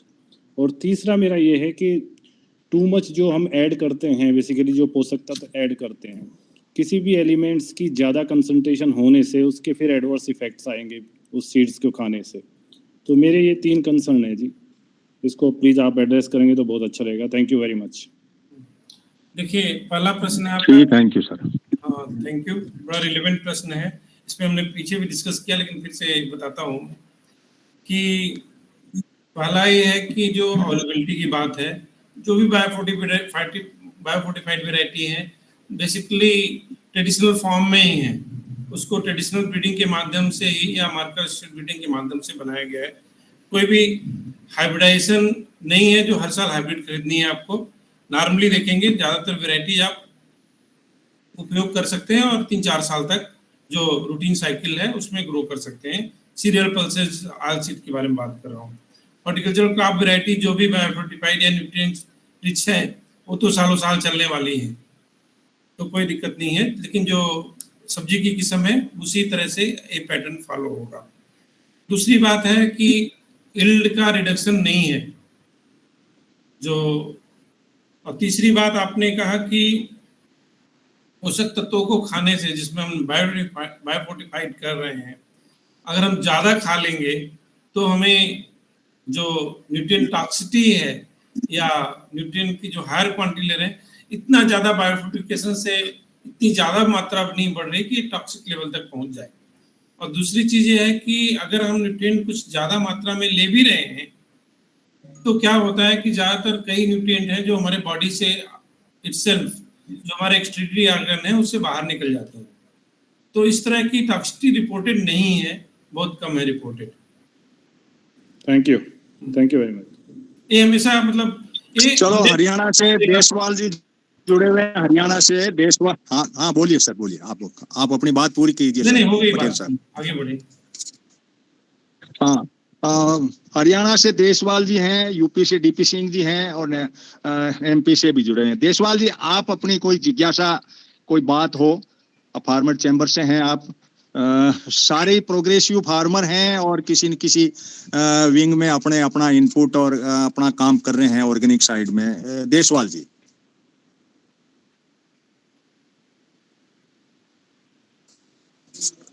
मेरे ख्याल से देसवाल जी वो भीम सिंह जी को लाने के चक्कर में निकल गए क्या देसवाल जी? हाँ है ना देसवाल? हाँ सुरेश देसवाल जी, आप अपनी कोई बात रख पाए? चलो कहीं बिजी हो गए होंगे। हाँ यूपी से डीपी सिंह जी सर, आपके पास में गन्ना है और हॉर्टिकल्चर आम भी आपकी वैरायटी है, तो आम के बारे में कोई आपकी जिज्ञासा सर से हो, क्योंकि यूपी का बहुत बड़ा भाग आम के ऊपर भी है। क्लस्टर तो आपके इधर नहीं है, साउथ में गया क्लस्टर तो, लेकिन बिना क्लस्टर के जो भी बात आई है कि एक तो जैसे रूपचंद जी ने जम्मू से उठाई कि भाई बायो जो है डाइवर्सिटी होनी चाहिए, दूसरे पौधे भी हो ताकि वो पौधा भी अच्छा पनपे करे, ऐसी बात भी आई थी इकोसिस्टम के लिए। तो डीपी सिंह जी कोई बात आप अपने ओर से कोई रखना चाहें?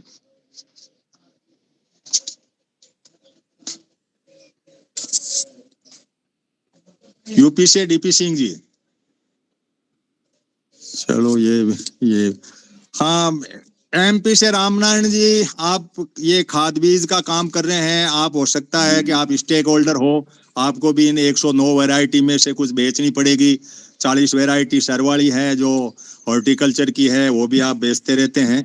आपका क्या एक्सपीरियंस है, क्या सवाल है, आपको कहाँ से बीज मिलेगा, कैसे बेचोगे, क्या नफा लोगे, किसानों के साथ में आपका क्या रोल रहेगा नहीं रहेगा, ये सारी शंका आप एक तो ये वो सरकारी तंत्र होगा या आपकी उसमें इन्वॉल्व होंगे, मार्केटिंग के आप हिस्सा हैं। रामनारायण जी। जी नमस्कार सर, बहुत बढ़िया, आज का सेशन बहुत ही बढ़िया है और सारे बुद्धिजीवी वर्ग बैठे भी हैं। तो जैसा कि अब हमारा एरिया जो है वास्तविकली में अभी जो है वो सोयाबीन का क्षेत्र है, पूरा 100% सोयाबीन क्षेत्र है। तो जैसा कि अभी जो ये बीज जो है वो 109 बीज जो आएंगे, तो इनमें जो जितने तत्व जैसे सर ने माइक्रोन्यूट्रिएंट्स की जो बात करी, ऑलरेडी ये जो इसमें डला हुआ ही रहेगा। लेकिन अब जैसा हालांकि इन लोगों ने तो बोल दिया है कि पहले हम जो है मिट्टी की जांच करवा लेंगे, लेकिन मिट्टी की जांच अभी वैसे हम लोग जो देखे हैं तो वास्तविकता में और एक जो सॉइल हेल्थ कार्ड बन रहे हैं और वास्तविकता में अभी जो है थोड़ा जमीन आसमान का अंतर है सर। वास्तविकता में जमीनी बेस पे अभी हमारी जो है वो सरकार इतना नहीं खेत पे पहुंच रही है कि वास्तव में खेत की क्या स्थिति है। वो तो क्या करते हैं कि 10, 15, 20 गाँव के जो है लाट में 1-2 सैंपल लेके फिर रेशो के आधार पे वो बहुत सारे वो कार्ड बना देते हैं। तो सर ये जो 109 जो बीज जो पाएंगे, तो वास्तव में इनके अंदर ही वो सारे जो है माइक्रोन्यूट्रिएंट्स हो जाएंगे, तो फिर जमीन की जरूरत नहीं पड़ेगी, या जमीन में है तो फिर वो क्यों हम ला रहे हैं। और खास करके हम लोग जो सोयाबीन का क्षेत्र है, मतलब सोयाबीन में तो बिल्कुल किसान जो है वो बीज जो है वो एक बार बो देगा, जो कहीं से लाया भी है तो अपना बीज का बीज पैदा करता जाएगा। तो ये जो 109 जो बीज जो आए हैं, ये किसान अपना बीज शायद तैयार नहीं कर पाएगा। तो ये कुछ 1-2 सवाल है मेरे ऐसे सर से, हमारे जो पटेल साहब से। नहीं, फिर मैं वही कहूंगा कि आप जो जैसे बीज उगाते रहे हैं, आवाज आ रही है ना? हाँ। जैसे बीज उगाते रहे हैं, आप अभी भी बीज उगा सकते हैं। ये सोयाबीन की जो भी किस्में हैं 3-4 साल तक चलेंगी। देखिए अच्छा, ये का क्रम तो वही है ना कि न्यूक्लियर सीड जो ब्रीडर डेवलप किया, फिर ब्रीडर सीड वो देता है, फिर फाउंडेशन सीड होता है, सर्टिफाइड सीड होता है, ट्रुथफुली लेवल सीड होता है। तो आप लोग के पास तो फाउंडेशन सीड और सर्टिफाइड सीड जाता है, मतलब इस बीज को भी हम लोग वापस जो है वो सीड तैयार कर सकते हैं। टोटल ये 109 जितने भी आएंगे सब सोयाबीन नहीं सबकी नहीं, जो है मैंने कहा ना, आप उस लिस्ट में देखेंगे जहाँ पे हाइब्रिड लिखा हुआ है। हाँ, हाइब्रिड वाला तो नहीं होगा, तो आपको हर साल खरीदना पड़ेगा, या आपका ग्रुप बना करके खुद हाइब्रिड भी बना सकते हैं। तो जो हमारे सिस्टम से बीज निकली हुई है, आपको मेल पेरेंट और फीमेल पेरेंट का बीज दे देंगे, प्रोटोकॉल दे देंगे, आप लोग खुद ही बीज उगा सकते, मतलब हाइब्रिड बना सकते हैं, क्योंकि उसको बहुत ज्यादा दिक्कत नहीं है। तो किसानों को ट्रेनिंग देते रहते हैं। और जहाँ तक बाकी ओपन पॉलिनेटेड या जो इम्प्रूव वेराइटीज हैं, उसमें आप भी 4 साल उगा सकते हैं, कोई दिक्कत ही नहीं है। सर एक थोड़ी सी जानकारी चाहिए, जैसे मैंने 2-3 बीघे में ऑर्गेनिक फार्म लगा रखा है, उसके अंदर अंजीर में एक तो मतलब हमारे इधर ये सूटेबल हो रहा है कि नहीं हो रहा, अंजीर में थोड़े से बस छोटे छोटे दाने लगाते हैं, छोटे छोटे फल बनते हैं और वापस सूख जाते हैं, क्योंकि आप उस विभाग से जुड़े हैं, तो थोड़ा सा आगे की इसकी जानकारी मिलेगी सर कि अंजीर में जो है वो फल क्यों नहीं बन पा रहे हैं अच्छी तरह से। कितने साल का पेड़ हो गया आपका अंजीर का? वो ये 4था साल है सर, 5वां साल है। 5वां साल में तो फल बनना चाहिए।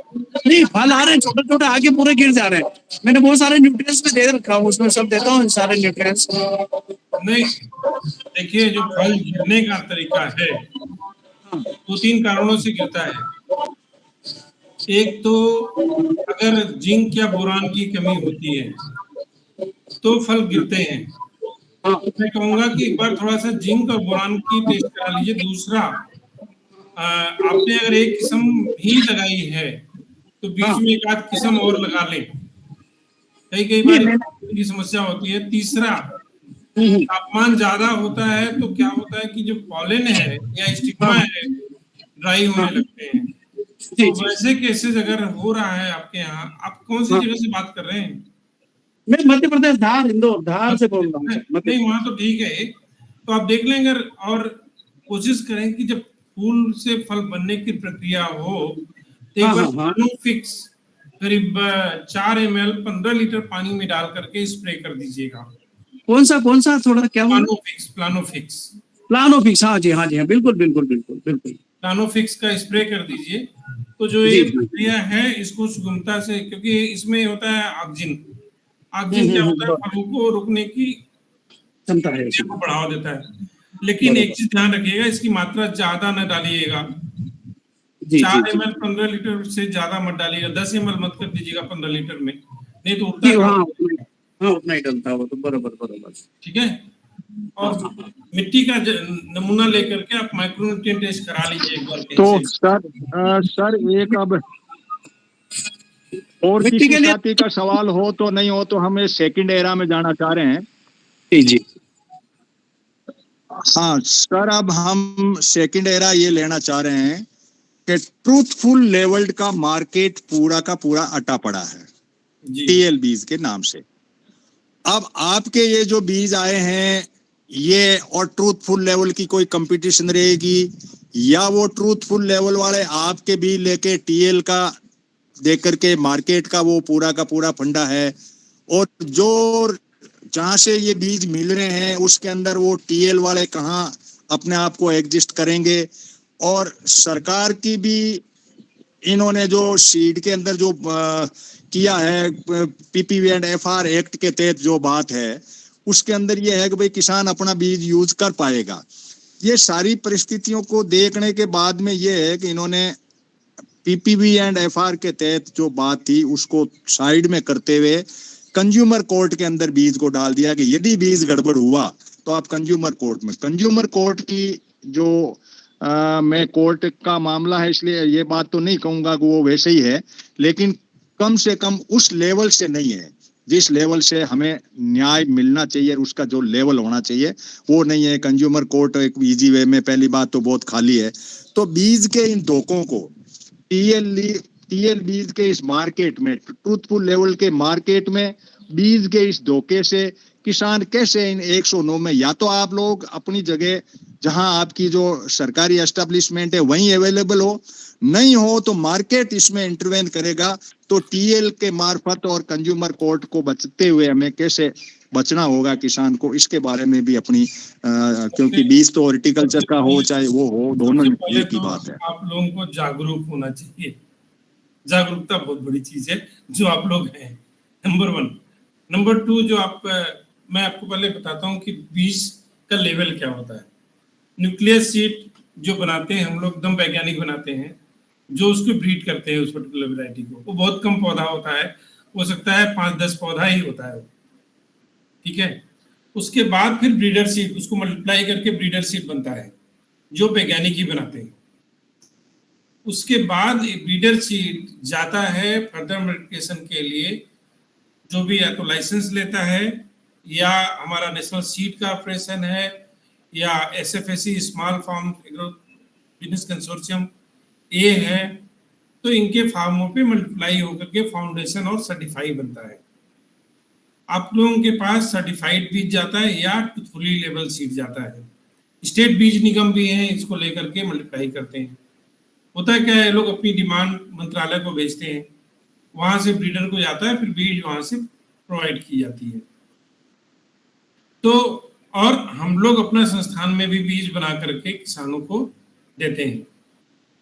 तो जो आप ग्रुप बना ही चुके हैं, तो क्यों नहीं आप सीधे संस्थान के जहाँ से बीजें निकली हुई हैं, आपके पास लिस्ट तो आई जो आपके एरिया के लिए रिकमेंडेड है, उस संस्थान से कोई फार्मर प्रोड्यूसर ऑर्गेनाइजेशन के रूप में करार करके आप लोग बीज बनाइए आगे और अपने ग्रुप को दीजिए। एक तो ये तरीका हुआ। दूसरा है जो टीएल वाला जो बीज है, टीएल का बीज तो वो हमारे से बीज ले जाएंगे। हम मान लो फाउंडेशन बीज लिया और बिना सर्टिफिकेशन के, आपके सर्टिफिकेशन की उनको जरूरत नहीं, नोटिफिकेशन की जरूरत नहीं, वो टीएल बीज मार्केट में पड़ा है।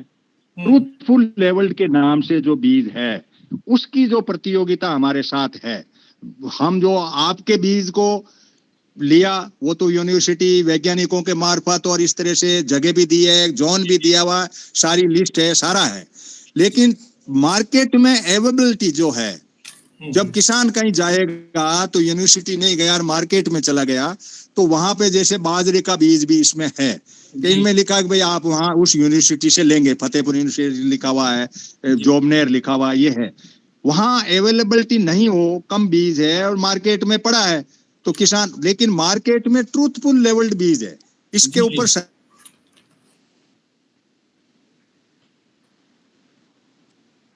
तो पूरा का पूरा बीज जो है वो पूरा का पूरा बीज के मार्केट को ध्वस्त कर रहा है।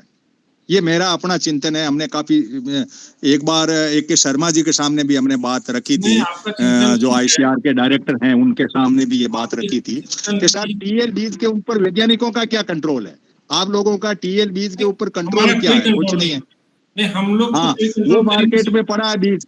तो ये बीज का जो गोरख धंधा हो जाएगा, तो वहां किसान के अंदर सरकार को इस तरह की, आप जुड़े हुए हैं आईसीआर से हैं, तो हमारी ये फरियाद है कि इस टीएल बीज का भी कोई तो जाब्ता हो। इसके ऊपर तो लिखा हुआ है इतना जर्मिनेशन होगा, इतना ये होगा, नहीं होगा तो आप कंज्यूमर कोर्ट में चले जाओ, कंज्यूमर कोर्ट का कोई फैसला मायने नहीं है, किसान अपनी हड़तालें करते रहो। ये एक हमारा चिंतन का विषय है। चिंतन का विषय और जैसे है, लेकिन एक क्वेश्चन राइट अथॉरिटी के पास नहीं है। हमारा काम है रिसर्च, और रिसर्च करके breeder seed, foundation seed right agency को पहुंचाना, इवन किसानों तक पहुंचाना। एक काम रेगुलेटर्स का है, अलग अलग तरीका है इसका।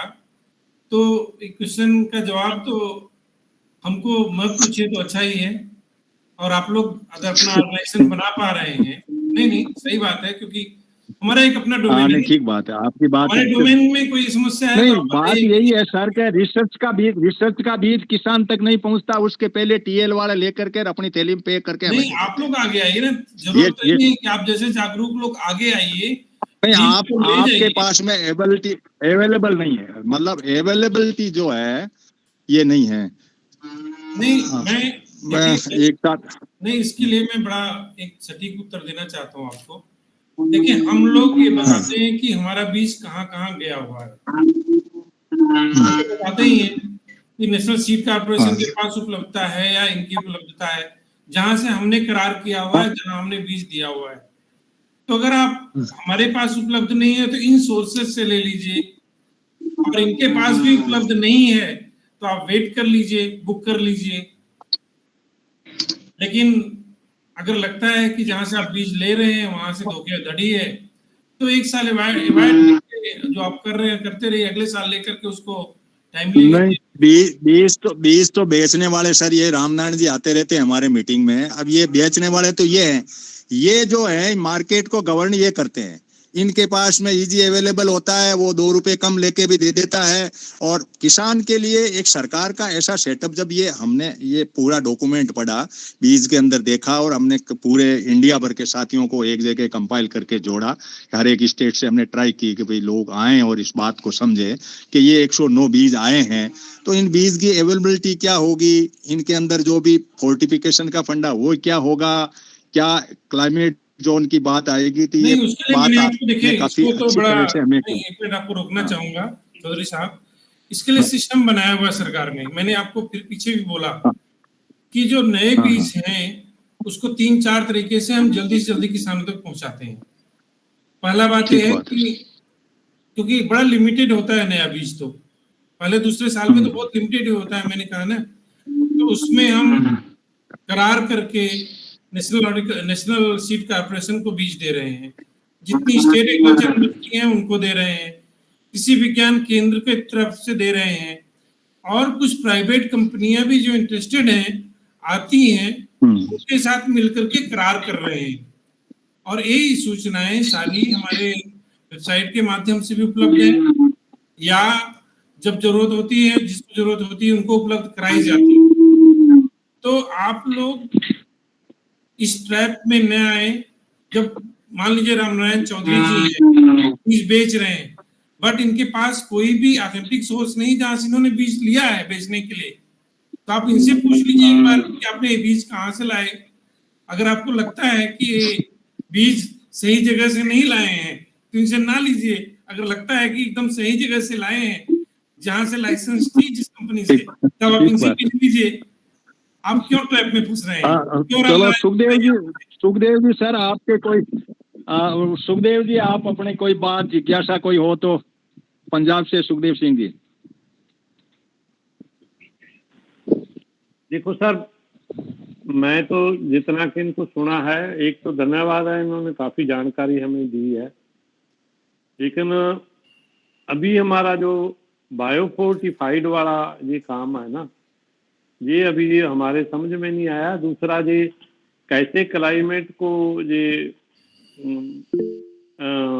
प्रभावित करेंगे, और उसको जो हमारा टेम्परेचर अगर बढ़ रहा है, क्योंकि मेरे को एक ये बात आ रही है कि अगर तो हमारा क्लाइमेट ना ग्रेजुअली बढ़े, फिर तो कोई प्रॉब्लम नहीं है, फिर तो क्रॉप में अपने आप भी रेजिस्टेंस आ जाती है। लेकिन जिस तरीके से ये बढ़ रहा है, जिस स्पीड से ये बढ़ रहा है, उससे लग रहा है कि क्रॉप में या किसी सीड में इसकी रेजिस्टेंस आनी या उसके मुताबिक ढल जाना बड़ा टिपिकल लग रहा है मेरे को। लेकिन जब ये बीज आएंगे तो लगाएंगे, और रियल में तो फिर ही पता चलेगा ना, जब प्रैक्टिकल होगा कि उसमें क्या निकलता है क्या नहीं निकलता। इसलिए मेरा तो यही कहना है कि हाँ, क्लाइमेट चेंज की वजह से हमें प्रॉब्लम तो आएगी, नहीं बाकी प्रैक्टिकल करके देखेंगे, नहीं, बहुत ही बढ़िया है, लगाएंगे तो पता चलेगा। देखिए, मैं आपको एक छोटा सा उदाहरण देना चाहता हूँ। गेहूं और धान की पैदावार, खास करके गेहूं की पैदावार, जो जब गेहूं पकने की दशा की तरफ बढ़ता है, तो आप देखे होंगे कि जब तापमान अचानक से बढ़ता है तो गेहूं का उत्पादन कम हो जाता था पहले। तो अब ऐसी किस्में आ गई हैं जो कि इस टर्मिनल हीट को, जब गेहूं पकने की अवस्था होती है तो उसमें थोड़ा बहुत तापमान बढ़ता है, तो उसकी गेहूं की उपज को कम नहीं होने देता है। इसी के कारण अब आप लोग जो पैदावार दे रहे हैं, आप देखेंगे गेहूं की उपज, कभी जब तापमान अचानक से ज्यादा गर्मी आ गई मार्च के अंतिम सप्ताह में या अप्रैल के पहला सप्ताह में, जब हम गेहूं का पकने का अवस्था होता है, तब भी उपज में जो कमी होती है नहीं देखी गई। इसी वजह से हमारा खाद्यान्न आज की वजह से, आप लोगों की वजह से भरे हुए हैं, और थैंक्स की वो वैरायटी आई है जो कि टर्मिनल हीट के लिए टॉलरेंस है। इसी तरह से जो क्लाइमेट की मैपिंग है, तापमान का उतार चढ़ाव हो, चाहे बारिश का अनप्रिडिक्टेबल होना, कभी ज्यादा हो जाना कभी कम हो जाना, इन सबको ध्यान में रखते हुए हम लोग नए नए जो क्या कहते हैं कि नए नए जीन पूल, जहाँ पे इनकी रोधक क्षमता है, उसको ले करके जो हमारी जो किस्में खेती की जा रही हैं उसमें मिलाने की कोशिश कर रहे हैं, ब्रीडिंग के माध्यम से, जीएमओ के माध्यम से नहीं, जेनेटिक मॉडिफिकेशन के माध्यम से नहीं, हमारे ट्रेडिशनल ब्रीडिंग अप्रोचेस की तरफ से, जिससे कि इन किस्मों में अब ज्यादा तापमान सहने की क्षमता आ रही है, कम पानी होने पर भी अच्छा पैदावार देने की क्षमता हो रही है, रोगों से लड़ने की क्षमता आ रही है। ज्यादा पानी अगर लग गया, जैसे धान की किस्म है, स्वर्णा किस्म और किस्म, ज्यादा पानी भी लग गया तो उसको भी कुछ दिन तक सहने की क्षमता आ गई है। तो इन सबको मिला जुला करके अगर मैं कहूँ कि तो तापमान का उतार चढ़ाव है, या कम वर्षा होना या ज्यादा वर्षा होना, कम नमी होना, ज्यादा नमी होना, या रोगों और कीटों के प्रति लड़ने की क्षमता होना, आज की जो किस्में आ रही हैं, ये सब किस्में ये क्षमता देती हैं जिससे कि हमारा उपज कम नहीं होने पा रहा है और उपज की क्वालिटी भी बढ़ रही है। रही बात बायोफोर्टिफिकेशन की, बायोफोर्टिफिकेशन आज की डेट में बहुत जरूरी है। जब हम माल न्यूट्रिशन की बात करते हैं, हमारे कई जो उपभोक्ता हैं वो खाते जरूर हैं, लेकिन उनमें जो पोषक तत्व हैं कम होते जा रहे हैं। तो बायोफोर्टिफिकेशन के माध्यम से उन पोषक तत्वों जो ज्यादा जरूरी है हमारे क्या बोलते हैं आदमियों की क्षमता को बढ़ाने के लिए, उनके पोषक तत्वों को सुनिश्चित करने के लिए, तो ये जो बायोफोर्टिफाइड किस्में हैं आगे चल करके जरूर पोषण सुरक्षा में अति महत्वपूर्ण योगदान देंगी। धन्यवाद। अब 12 मिनट अपने पास में है, कोई साथी अपना 1-1 मिनट का सवाल कोई पूछना चाहे, काफी कुछ क्लियरेंस सर ने कर दिया है। एक जसविंदर जी जुड़े हुए हैं। हाँ जसविंदर जी बोलिए, आप हाथ खड़ा कर रहे हैं, परिचय भी दे दें अपना और बात भी रखें। नमस्कार जी सारे नो, पेंड रांझाली जिला हनुमानगढ़ राजस्थान जी। जी हाँ बोलिए सर। सर अपने जेडे बी है जी, देसी है, हाइब्रिड है या जीएम है जी? जीएम तो जीएम नहीं है, जीएम नहीं है सर ने क्लियर कर दिया। नंबर 1 कुछ किस्में हाइब्रिड हैं और बाकी ज्यादातर जो हमारी पुरानी किस्में हैं उसी तरीके से सुधार करके आप लोगों के बीच में लाई गई है। नहीं सुधार मतलब सर कुछ जीन्स वगैरह बदले हैं या वैसे आपने बो के सुधार किया है उसका?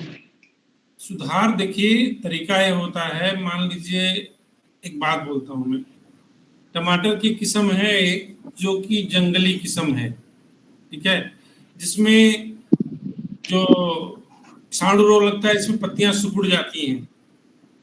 हमें पता है उस किस्म में ये जीन है, तो उसको ले करके उसके फूलों का इमास्कुलेशन करके फिर परागण करके उसके इस प्रक्रिया को 8 साल तक चलाए, जिससे कि वो जो जीन है जो वायरस से लड़ने की क्षमता दे रही है नेचुरल तरीके से, उसमें डाला गया है। ये हुआ सुधार, तो इस ढंग से सुधार करके बनाई गई। तो नमिता जी कुछ कहना चाह रहे हैं। नमिता जी आप अपनी बात रख दीजिए, बाद में और कोई साथी होगा तो। हाँ जी सर, मैं ये कहना चाहूंगी कि आप लोगों को शायद है ना बायो फोर्टिफिकेशन से थोड़ा कंफ्यूजन है। तो बायो फोर्टिफिकेशन की जो है वो अलग अलग तरह से होती है। उसमें हमारी जो फोर्टिफिकेशन की बात आती है ना, उसमें न्यूट्रिएंट को इंक्रीज करना, जो क्वालिटी फूड खाने की बात है हमारी को। पहले हमारी जो हरित क्रांति में हमने स्टार्ट किया था तो प्रोडक्शन हाई करने की बात थी। अब क्या है, उसकी क्वालिटी पे हम ज्यादा कंसंट्रेट कर रहे हैं कि उसकी क्वालिटी इंप्रूव की जाए, न्यूट्रिशनल क्वालिटी के ऊपर कंसंट्रेट कर रहे हैं। तो न्यूट्रिशनल क्वालिटी जो है वो ट्रेडिशनल ब्रीडिंग के थ्रू करते हैं और कुछ करते हैं बायोटेक्नोलॉजिकल, मतलब उसमें जीन इंट्रोड्यूस करके, ठीक है। तो जो अभी जो 109 वेराइटीज डेवलप की हैं वो ट्रेडिशनल ब्रीडिंग के थ्रू की हैं, क्रॉस करा के। तो ऑलरेडी अवेलेबल हैं हमारे एनवायरनमेंट में वो वेराइटीज, उन्हें नई डेवलप नहीं किए हैं, एकदम ही उनको आपस में क्रॉस करा के उसके बाद की है। और उसके बेसिस पे एक पर्टिकुलर उनकी जो स्ट्रेंथ है कि हाँ ये वाली वैरायटी कम पानी में भी उग सकती है, इस वैरायटी को ज्यादा पानी से नुकसान नहीं होगा, उसके बेसिस पे अलग अलग तरह से सेग्रीगेट कर दिया गया है। और वो हुई जो सेग्रीगेट किया, जैसे कोई ड्राई लैंड के लिए क्रॉप डेवलप की है सीड, तो उस सीड को यू कैन आपको बोला गया है कि इस क्लाइमेटिक जोन एरिया के लिए ये ज्यादा बेटर होगा, उसको ज्यादा टेम्परेचर से फर्क नहीं पड़ेगा, कम पानी मिला तो भी आपकी फसल खराब होने का वो नहीं रहेगा, तो बायो और एबायोटिक बेसिस पे उनको सेलेक्ट करके बताया गया है। बायो जो है आपका बायोटिक बोलना चाहिए स्ट्रेस, उसमें आता है कीट पतंगे या फिर कोई फंगस या बैक्टीरिया से इन्फेक्शन हो जाना और उसको डैमेज कर देना, डिजीज आ जाना जो कि होती है। उसमें कौन सी वैरायटी अच्छी है जिसको कम असर होता है, वो उस तरह से सेलेक्ट की गई है।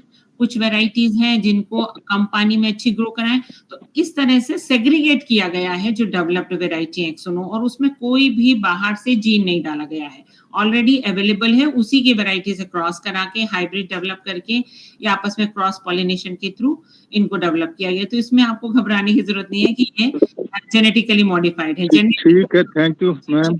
Natural selection. सुवालाल जी मिजोरम से जुड़े हुए हैं। सुवालाल जी, आप कुछ मिजोरम से हैं, आप कोई बात रखना चाहें तो 1-2 मिनट में अपनी बात को रख लें। सुवालाल जी मिजोरम से। हनुमान राम जी, आप कहाँ से हैं जी? मैं तो राजस्थान से ही हूँ, नागौर जिले से। हाँ रामनारायण जी, कुछ आप कहना चाह रहे हैं? 1 ही मिनट में बात रखें आप, शॉर्ट में। सर 1 ही मिनट में मैं रखूंगा बिल्कुल। वास्तव में जितने भी मैंने पहले भी थोड़ा सा कहा था कि जो जितने भी बीज आ रहे हैं इनमें जितने भी न्यूट्रिएंट्स है, तो वास्तव में जमीनी बेस पे जमीन की जो जांच करने की जो भी प्रक्रिया है, वाकई मैं दिल से बोलता हूँ सर, वास्तव में 100% अभी बिल्कुल बहुत हम पीछे हैं उसमें, क्योंकि मैं उस लाइन से जुड़ा हूँ। 2 मिनट में थोड़ा सा लूंगा, 1 मिनट और। मेरे पास भी मेरी लैब है, मैं फ्री ऑफ कास्ट में करता हूँ 27 तत्वों की जांच। लेकिन किसान लेवल पे वास्तव में खेत बहुत मुश्किल है, उसके खेत में क्या कमी है, क्योंकि हम तभी तो वो दे पाएंगे कि ये वाला बीज इसमें काबिल है। तो जो खेत में क्या कमी है उसके लिए 100% रामनारायण जी, आपकी बात आ गई। बात यही है कि किसान को जागरूक होना पड़ेगा। अपना सैंपल ले जाओ, अपने लेबोरेटरी में करवाओ, पास बैठो। ऐसे बैठे बैठे ज्ञान से अपन नहीं हो सकते। सरकार ने एक सुविधा दी है और उस सुविधा को हमें दिमाग लगा करके, अब बीज दिया है तो बीज में भी दिमाग लगाना होगा, सॉइल के अंदर भी हमें दिमाग लगाना होगा। और इसका अवेयरनेस प्रोग्राम के रूप में हमें आगे बात को बढ़ानी पड़ेगी। और कोई साथी हो जो सर से बात करना चाह रहे हो? सुवालाल जी, आप जुड़ पा रहे हो, सुन पा रहे हो तो? और कोई साथी कोई विशेष बात? नेपाल सिंह जी, आप यूएई से हैं, आज फ्रांस से फूल कुमार जी नहीं जुड़ पाए, वो भी कुछ इनपुट देते। डीपी सिंह जी, आप यूपी से कोई बात कह पाए? 5 मिनट। हाँ नेपाल सिंह जी, कोई बात कहें तो 5 मिनट का टाइम हमारे पास है, क्योंकि 100 मिनट से ज्यादा हम रिकॉर्ड भी नहीं करते हैं। चल हाँ, मेरा सिर्फ जो है 15 सेकेंड ही होगी, और वो भी जस्ट थैंक्स गिविंग नमिता जी को और वीवी पटेल जी को बहुत बहुत धन्यवाद, क्योंकि इस पॉइंट पे जो कि इमर्जिंग टेक्नोलॉजी है और किसानों को मैक्सिमम बेनिफिट मिले, नॉट ओनली किसानों को बल्कि जो कंज्यूमर है उसको एनफ जो है न्यूट्रिएंट्स मिले उसके खाने में, और जिससे डिजीज जो है उनको रोका जा सके। Thank you very much, highly appreciated. तो पटेल साहब और नमिता जी से फिर हम धन्यवाद देते हुए हम ये कहेंगे कि अगले में हमें दूसरी फसलें जो भी हैं यहाँ पे नॉर्थ जोन में, हमें खाने पीने के अंदर जो फील्ड की जो है वो देने के अंदर मोटा मोटा जो मुझे समझ में आया है वो ये है कि पहले हमने हरित क्रांति के अंदर बायोटिक कंसेप्ट के ऊपर ज्यादा किया, जिसमें इंडस्ट्री वालों ने ला करके ये कीट मारने की करने की दवाइयों की उसके अंदर एंट्री हो गई। अब की बार हम एबायोटिक में गए हैं, उसके अंदर एबायोटिक का बहुत बड़ा तंत्र है। हॉट वेव भी है, कोल्ड वेव भी है, फ्लड भी है, और पता नहीं कितने कितने, जैसा वो पंजाब वाले साथी सुखदेव सिंह जी ने कहा कि जिस तरीके से एनवायरमेंट बदल रहा है, आपके ये बीज कहीं उस क्लाइमेट के अंदर इस तरीके से तो कहीं प्रॉब्लम में नहीं आ जाए, क्योंकि अब की बार का जो टेम्परेचर था वो बहुत ही एबनॉर्मल टेम्परेचर था, राजस्थान का टेम्परेचर और इवन जम्मू कश्मीर का। जम्मू के साथ जुड़े हुए इनसे में 32-35 तक जम्मू पहुंच गया था। ऐसी परिस्थिति में वैज्ञानिकों के लिए बड़ा एक चैलेंज है, और क्योंकि कोई रिसर्च होती है तो पर्टिकुलर एक जो एनवायरनमेंट होता है उस तक होती है, एनवायरनमेंट में एकदम बदलाव हो जाता है तो बहुत बड़ी प्रॉब्लम हो जाती है। तो इन सारी बातों को ध्यान रखते हुए भी हमें ये भी जानना पड़ेगा कि ये कुछ फसलें ऐसी आई है तो किस टेम्परेचर और किसके अंदर। तो और कोई 1 मिनट में कोई बात कहना पाए तो फिर वो पटेल साहब से कहूँगा कि आप अपना सम अप कर दें। आया है उसके अंदर हरित क्रांति को जैसा कि बायोटिक को, हाँ ये तो मैं बायोटिक को खत्म। हनुमान जी मैं एक बात पूछना चाहूंगा हाँ रूप चंद जी कह दीजिए आप 2 मिनट। कि फोर्टिफाइड फूड और फोर्टिफाइड सीड ये दोनों सरकार के अलग अलग फंडे हैं, इन दोनों में अंतर क्या और जोड़ में कहाँ है, फोर्टिफाइड फूड और फोर्टिफाइड सीड? ठीक है, देखिए फोर्टिफाइड जहां तक वर्ड आ गया, आपने गेहूं का आटा लिया, उसमें प्रोटीन डालने के लिए उसमें आपने चने का आटा मिला दिया, सोयाबीन का आटा मिला दिया, ये हो गया फोर्टिफाइड। जब हम बायो फोर्टिफाइड की बात करते हैं तो वहां पे हमने उस पर्टिकुलर जीन को उसी दूसरे जो उसके वाइल्ड रिलेटिव हैं उनसे क्रॉसेस बना करके फिर वो ट्रांसफर किया, इससे वो क्रॉप इफिशिएंट हो गई उस पर्टिकुलर न्यूट्रिएंट के लिए, वो क्रॉप बहुत क्षमतावान हो गई, वो पर्टिकुलर न्यूट्रिएंट जमीन से लेने के लिए, आपको खाने में देने के लिए। तो यही है अंतर। फोर्टिफाइड मीन्स 2-3 चीजों को मिला दिए कि इसमें अच्छा न्यूट्रिएंट हो गया, जैसे नमक में आयोडीन मिला दिया तो फोर्टिफाइड साल्ट हो गया। ठीक है रूपचंद जी। इनकी कोई एमआरपी वगैरह भी होगी? किसकी एमआरपी? एमआरपी जो 109 बीज है, जो 109 बीज है, इनकी कोई एमआरपी भी होगी? हाँ, उसकी तो सीड रेट फिक्स होता ही है, वो तो आप संस्थान की वेबसाइट पे देखेंगे क्या सीड रेट है, वो कमेटी होती है फिक्स करती है कि बीज का दर ये है। अलग अलग बीजों का अलग अलग दर होता है, ब्रीडर सीड का रेट ये हो गया, फाउंडेशन सीड का ये हो गया, सर्टिफाइड का ये हो गया, ट्रूथफुली लेबल्ड का ये हो गया। ठीक है, अच्छा तो बहुत बहुत धन्यवाद नहीं, पटेल साहब, एक मिनट में लूंगा, जानकारी है। 1 मिनट में लूंगा, 1 मिनट मुझे दे दीजिए। सबसे पहले तो आप सबका धन्यवाद कि इतने इंटरेस्टेड पार्टिसिपेंट हैं, बड़े अच्छे प्रश्न आप लोगों ने किए हैं, और अंत में मैं यही कहूंगा कि ये सब जो किस्में आ रही हैं, जो हमारे भविष्य की और अभी की चैलेंजेस को देखते हुए हम लोग उन सब किस्मों का विकास कर रहे हैं, चाहे वो ज्यादा पोषक तत्व देने वाली हो, चाहे वो जो भी हमारे एडवर्स क्लाइमेट से लड़ने की क्षमता देने वाली हो। तीसरा ध्यान ये है कि आपकी खेती की लागत कम हो, जैसे डिजीज रेजिस्टेंस है, पेस्ट रेजिस्टेंस है, तो आपको स्प्रे करने का जो केमिकल स्प्रे है उसको भी कम किया जा सकते हैं, तो ज्यादा न्यूट्रिएंट इफिशिएंट हो, जिससे कि आपको पोषक तत्व जमीन में देने के भी कम मात्रा देने की जरूरत पड़े। तो कुल मिला करके हम लोग जो किस्में ला रहे हैं, जो हमारी चैलेंजेस है, पानी कम हो रहा है, जलवायु परिवर्तन हो रहा है, पोषक तत्वों की कमी होती जा रही है, लागत बढ़ती जा रही है, तो इन सब चीजों को देखते हुए हम लोग उस एरिया में काम करके नए नए तकनीकी और किस्मों का इजाद कर रहे हैं। तो आप सबका बहुत बहुत धन्यवाद, आभार कि मुझे मौका दिया आप लोगों ने, आपसे इस समूह को बात करने के लिए। और हमें लगता है कि आपकी जो क्वेरीज थी, जो प्रश्न थे, उनका उत्तर देने में मैं काफी हद तक जो आपकी समस्याएं, मतलब जो आपके प्रश्न थे या जिज्ञासा थी, उसको समाधान करने में कामयाब रहा हूं। धन्यवाद, आभार।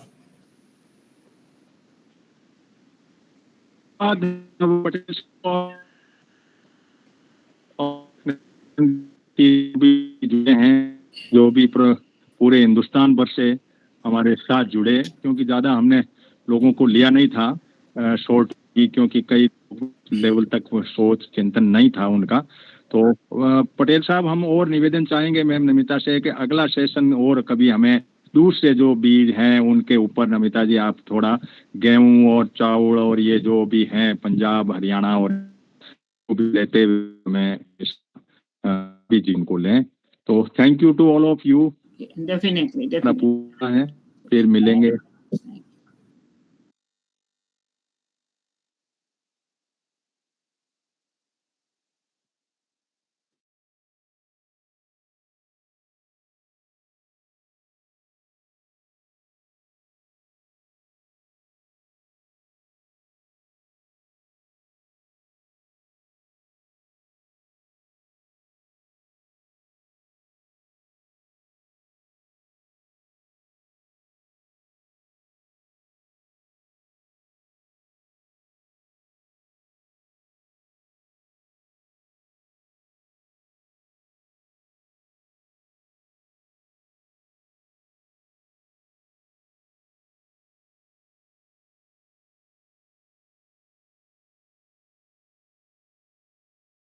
है।